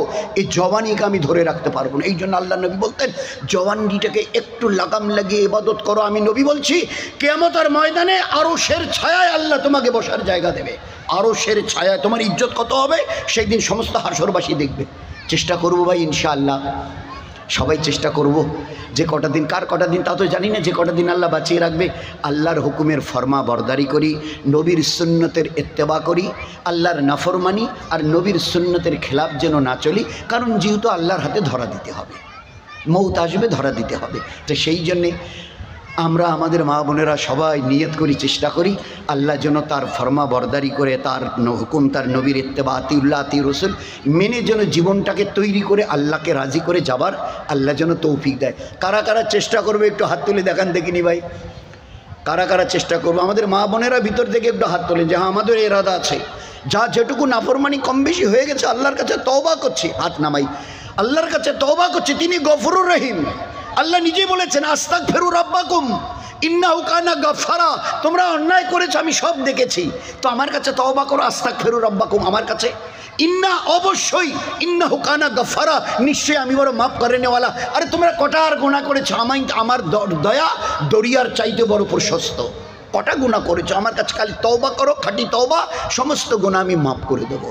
তো ভুলচুক আমাদের হয়েছে, আল্লাহর কাছে তওবা করি, আয়েন্দা যাতে আর নাফরমানি না হয়, নবীর সুন্নতের খেলাফ না চলি, তার জন্যে পাক্কা পাক্কা ইরাদা করি। করা যাবে ভাই ইনশাআল্লাহ? তো এই জন্যে যে কোনো কাজ করি, ঈদের নাম করে, বকরিদের নাম করে, আরও কিছু নাম করে যা কিছু করব, আমাদের আলেম ওলামারা মারা যাননি, আছে জমিনের উপরে, তাদেরকে গিয়ে বিনয় জিজ্ঞাসা করব, হযরত আমরা এইটা এইভাবে করতে চাচ্ছি, কোনটা চলবে কোনটা চলবে না একটু বলেন না।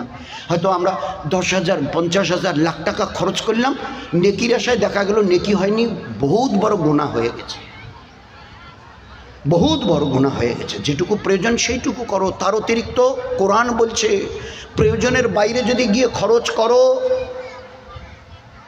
তো তোমাদের পরিচয় তোমরা শয়তানের ভাই হবে। ইন্নাল মুবাজ্জিরুনা কানা ইখওয়ানা শায়াতিন, ফজুল খরচ করেনেওয়ালা, প্রয়োজনের অতিরিক্ত খরচ করেনেওয়ালা শয়তানের ভাই আল কোরআন। যেখানে লাগবে খুব লাগাও।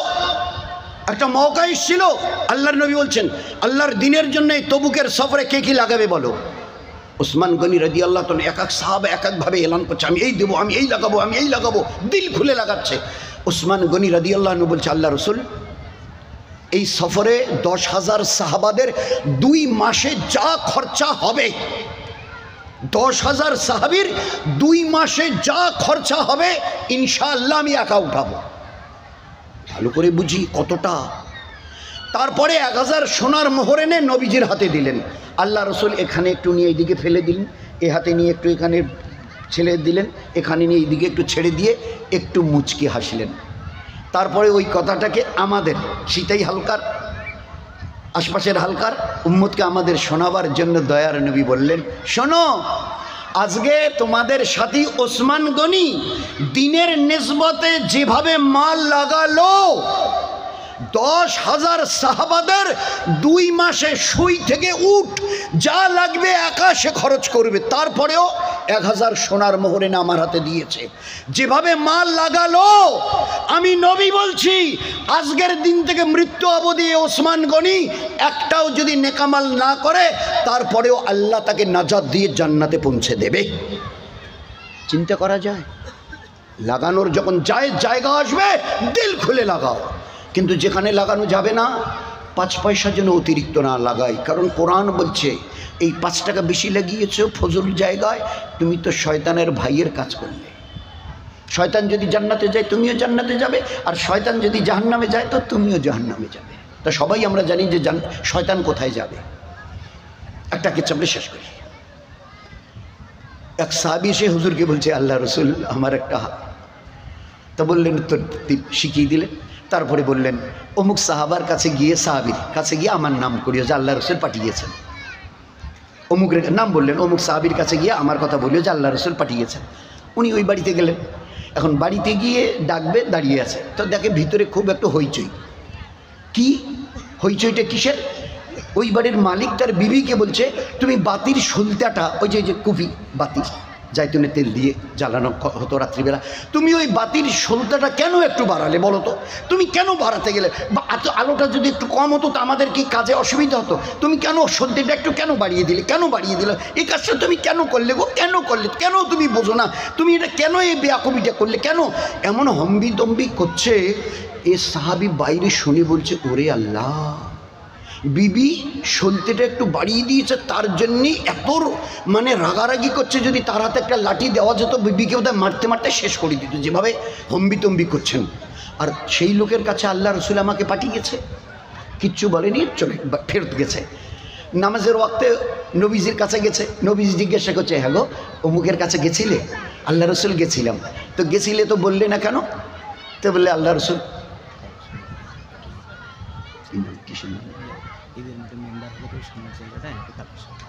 আচ্ছা ঠিক আছে, এটা শেষ হচ্ছে। তো এবারে বলছে যে আল্লাহ রসুল আপনি পাঠিয়েছিলেন, আমি গেছিলাম। তা গেছিলে, তারপরের খবর শোনাও। তাহলে আল্লাহ রসুল এই খবর, যার জন্য আমি আর বলার সাহস পাইনি। তাহলে আমি তোমাকে ওই তার বাড়ির খবর শোনাবার জন্য পাঠিয়েছিলাম, তুমি তাকে ডেকে বললে না কেন? যাও। তো এবারে চলে গেছে, পরের দিনের কেচ্ছা। পরের দিন গেছে, গিয়ে ডাক দিয়েছে, বেরিয়ে এসছে, সালাম আলাইকুম। ওয়ালাইকুম সালাম, মুসাফা আল্লাহ রসুল পাঠিয়েছে। ও আচ্ছা আচ্ছা ঠিক আছে, দাঁড়ান, বুঝতে পেরেছে, আল্লাহ রসুল পাঠিয়ে, বুঝতে পেরেছে। ঘরে গেল, 1000 সোনার মোহর, 1000 সোনার শিক্ষা একটা থলেতে এনে তার হাতে দিল, দিয়ে বলল, ভাই এতে 1000 সোনার মোহর আছে। তো সোনার ওই মোহরের থলেটা হাতে নিয়ে এই সাহাবি ওর পায়ের নখ থেকে মাথা পর্যন্ত খালি এইভাবে দেখছে, এইভাবে দেখছে। তা যখন সমানে এইভাবে তাকাচ্ছে, তো বাড়িওয়ালা বলছে, হ্যাঁ ভাই আমার মনে হচ্ছে 1000 সোনার মোহর দিলাম, আপনার বোধহয় এতে প্রয়োজন পূরণ হবে না। তো আমি আল্লাহর কসম দিয়ে বলছি, আমার বাড়িতে এর বাইরে আর এখন কিছু নেই। তা তুমি এতটুকু শুনে রাখো, এতটুকু অন্তরে শুনে নাও, নিশ্চয়ই আল্লাহ এরপরে আমাকে আরও মাল দেবে। তো এরপরে আল্লাহ যখন মাল দেবে না, তো তোমাকে আমার বাড়িতে আসতে হবে না, আমি ইনশাল্লাহ তোমার বাড়িতে গিয়ে পৌঁছে দেব। বুঝতে পারছি তুমি যেভাবে আমাকে দেখছো, তাতে মনে হচ্ছে যে এই টাকাটা দিয়ে তোমার প্রয়োজন পূরণ হবে না। তো ঠিক আছে, আমি কথা দিলাম, এরপরে নিশ্চয়ই আল্লাহ আমাকে মাল দেবে। তো মাল আমার হাতে এলে আমি তোমার বাড়িতে গিয়ে আমি তোমার হাতে পৌঁছে দিয়ে আসবো। এই সাহাবি বলছে, না ভাই, না না না, আসলে আমার হিসাব মেলাতে আমি পাচ্ছি না। আমার এই 1000 সোনার মোহর এতটা দরকার নেই, 2, 4, 5টা মোহর হলে আমার কাজ চলে যাবে। আপনি সেখানে 1000 মোহর দিলেন। তো বলে, 1000 মোহর দিলাম, তো আপনি ওরকমভাবে দেখছেন কেন? বলে, আমি এই জন্যই দেখছিলাম যে কালকে আমি আপনার বাড়িতে আসছিলাম একবার, আপনার বিবি সলতাটা একটু বেশি করে বাড়িয়েছে, তেলটা একটু বেশি পুড়েছে বলে আপনি বিবিকে হম্বিতম্বি করছিলেন না, ওই কথাটা আর এই দেয়াটা আমি দুটো মেলাতে পাচ্ছি না, একটু সলতেটা বেড়ে গেছে, তার জন্য এত রাগারাগি। আর সেই লোক আমি খালি এসে বললাম নবীজি পাঠিয়েছেন, আর আপনি ঘরে গেলেন আর বললেন খোদার কসম এর বাইরে আমার বাড়িতে ঘরে আর এখন কিছু নেই, 1000 সোনার মোহর। ওই সাহাবি এবারে বাড়িওয়ালা উত্তর দিয়েছে, আমি যেটা ওই বিবি একটু সলতাটা বাড়িয়ে আগুনটা জ্বালিয়ে তেজ করেছিল আলো করার জন্য ঘরে রাত্রিবেলা, এটার জন্যে কাল কিয়ামতের ময়দানে আল্লাহকে হিসাব দিতে হবে, এই তেলটুকু কেন অতিরিক্ত জ্বালিয়েছো, হিসাব দিতে হবে। আর তোমাকে যে আমি 1000 সোনার মোহর দিয়েছি, কিয়ামতের ময়দানে আল্লাহর কাছ থেকে এর বদলা পাওয়া যাবে। এই সোনার মোহর 1000, এর বদলা আল্লাহ আমাকে দেবে। আর ওই আমার বিবি তেলটা যে একটু বেশি পুড়েছে, ওটার জন্য আল্লাহকে কৈফিয়ত দিতে হবে। তেলটা কেন অতিরিক্ত পুড়লে, হিসাব দাও। আমি কি জবাব দেব? আর তোমাকে যে 1000 টাকা দিলাম, এটার বদলা আল্লাহ দেবে নিজের হাতে, বলো। তো এই ছিল আমাদের জীবনের ব্যবস্থাপনা, স্টাইল, লাইফ স্টাইল। তো সেই জন্যে যেভাবে ওসমান গনি মৌকা বুঝে করেছে, আল্লাহ নবী এলান করেছে, যেভাবে সাহাবি করে দেখিয়ে দিয়েছিল, এই ছিল আমাদের জিন্দিগির আমাল। এবারে সাথীরা আপনারাই এই জায়গাটার একটা ওখানে গেট মতো করতে চাচ্ছে, আসা যাওয়ার একটা গেট করতে চাচ্ছে একটু সেইভাবে। তো ওইটাকে সামনে রেখে দোয়ার আগে, এক্ষুনি দোয়া হবে ইনশাল্লাহ, অনেক লম্বা হয়ে গেছে, মাপ চেয়ে নিচ্ছি। তো যদি সাথীরা একটু আপনারা কিছু কিছু করে, আমি আর ওটা বলতে চাচ্ছি না, নয়তো আল্লাহ সব দেখছে, নয়তো সোমবারের দিন ঈদ হলো না, তা আমাদের মাঠটা 10,000-এর ক্যাপাসিটি, তা বেশি লোক এসে যায়। তো এই ছাদ দেওয়া হবে আর কি, মাঠটা পুরো মাঠটার উপরে ছাদ দেওয়া হবে, যাতে উপরেও লোক উঠে নামাজ পড়তে পারে। তো এর জন্য একটু এলান করা হলো ওই সোমবারের দিন আমাদের কুশিয়ামারির ঈদগাহে, যে ভাই আপনারা যদি কিছু দেন, তো একটু তো কাজ শুরু করা হয়েছে, তো দেখেন যদি কিছু দেন। তা যাই হোক, এই কথাটার উপরে সাথীরা কিছু কিছু করে দিল। পরে সাথীরা একখানে হয়ে গুনল, তাতে দেখা গেল 2,07,085 টাকা হয়েছে। 2 লাখ নগদ, 2,07,085 টাকা নগদ উঠেছে। এই সোমবারে ঈদের দিন কুশমারি আমাদের। আমি পরে জিজ্ঞাসা করলাম, আমি তো চলে আসছি বাড়ি, পরে জিজ্ঞাসা জুয়েল বললো আমি সব ওইটা 2,07,085 টাকা নগদ কালেকশন হয়েছে ঈদের মাঠে। তো সেই জন্যে তো ওর চাইতে আপনাদের এইদিকের লোক বড় শেট, আমাদের দিকে অত তামাক নেই যত আপনাদের এইদিকে, পকেট সবসময় গরম থাকে। তো আপনারা যদি একটু খালি ওই আল্লাহর নবী যেমন বলতেন, আল্লাহ যেমন আনফিক আনফিক আনফিক, লাগাও দিনের নিসবতে লাগাও লাগাও, যেখানে জায়েজ লাগাও। ইউনফাক লিগ, আমার হাত বড় লম্বা, আমি তোমার পিছনে লাগাবো। তো নবীজির ওই হাদিসকে সামনে রেখে যদি আমরা একটু হিম্মত করি তো এই গেটের কাজ করতে বোধহয় বেশি দিন লাগবে না। তো এই জন্যে যদি নগদ কিছু এইরকম বলার যাচ্ছে, আমার 5,000 লেখেন, 10,000 লেখেন, আর মিটারটা চালু করার জন্যে আমার 5,000, 2,000, 10,000 লেখেন, আপাতত 200, 500, 1,000 জমা করুন, তো মিটারটা নেকির চালু হোক, আর কাজ শুরু করেন, আমিও দিতে থাকবো, আপনাদেরও কাজ হবে আমারও। আর তার সঙ্গে যদি নগদ আপনার বলে আমার ভাই 2,000 আছে নিয়ে নেন, 1,000, চাहे কেউ দেখি না দেখি আমার আল্লাহ দেখছে, যত চুপকে করি না কেন আমার আল্লাহ দেখছে, বদলা তো আল্লাহ দেবে। তো সেই জন্য খানিকক্ষণের জন্যে এরকম যদি আপনাদের কিছু এরাদা হয় শোনানোর, আচ্ছা আমার 5,000 লেখেন, 10,000, 2,000 লেখেন, আপাতত 200, 100 আছে এটা জমা করেন, কি আপাতত আমার কাছে 2,000ই আছে এটা নিয়ে নেন, আমার 500 আছে এটাই নিয়ে নেন, আর তারপরে ফের দেখি আস্তে আস্তে দেওয়ার চেষ্টা করব। একটু করে দেখানো যাবে, এক্ষুনি দেওয়া হবে। দেখেন দেখিনি ইমাম সাহেবরা কই গেল, কী করা হবে? এই ইয়াই ভাই কী করা যায় দেখেন, কী করা যায় দেখেন তাড়াতাড়ি।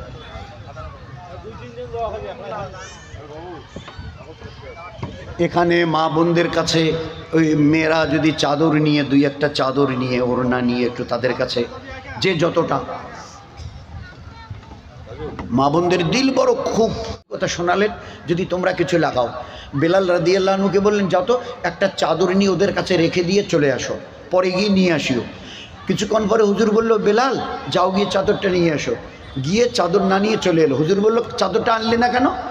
বেলাল রাদিয়াল্লাহু তাআলা আনহু বললেন আল্লাহ রসুল, মেয়েরা ওই চাদরের উপরে নিজেদের গায়ের সোনা এবং চাঁদি অর্থাৎ রূপা, সোনা আর চাঁদির এত গহেনা ওতে খুলে দিয়েছে ওই চাদরে, আমি একা আনতে পারবো না, আমার সঙ্গে 2-3 জন যুবক ছেলেকে দেন।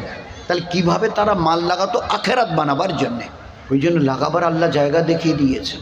কারণ মালের কিয়ামতের ময়দানে শক্ত হিসাব হবে, কোন রাস্তা দিয়ে মাল কামিয়েছো প্রথম প্রশ্ন, আর তার সঙ্গে দ্বিতীয় ওই সময় জিজ্ঞাসা কোথায় কোথায় খরচ করেছে হিসাব দাও, পাই পাই, এ শ হিসাবে নয়, 1000 বান্ডিল হিসাবে নয়, প্রতি পাই পয়সা হিসাবে হিসাব দাও, পাই পাই হিসাব হবে।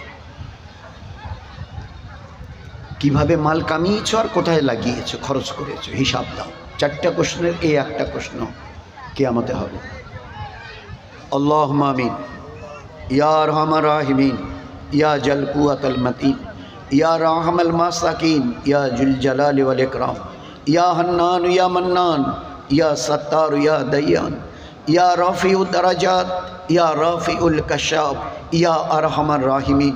আল্লাহুম্মা সাল্লি আলা মুহাম্মাদ ওয়া আলা আলি মুহাম্মাদিন নবিয়্যিল উম্মিহি ওয়া আলা আলিহি ওয়া বারিক ওয়া সাল্লিম।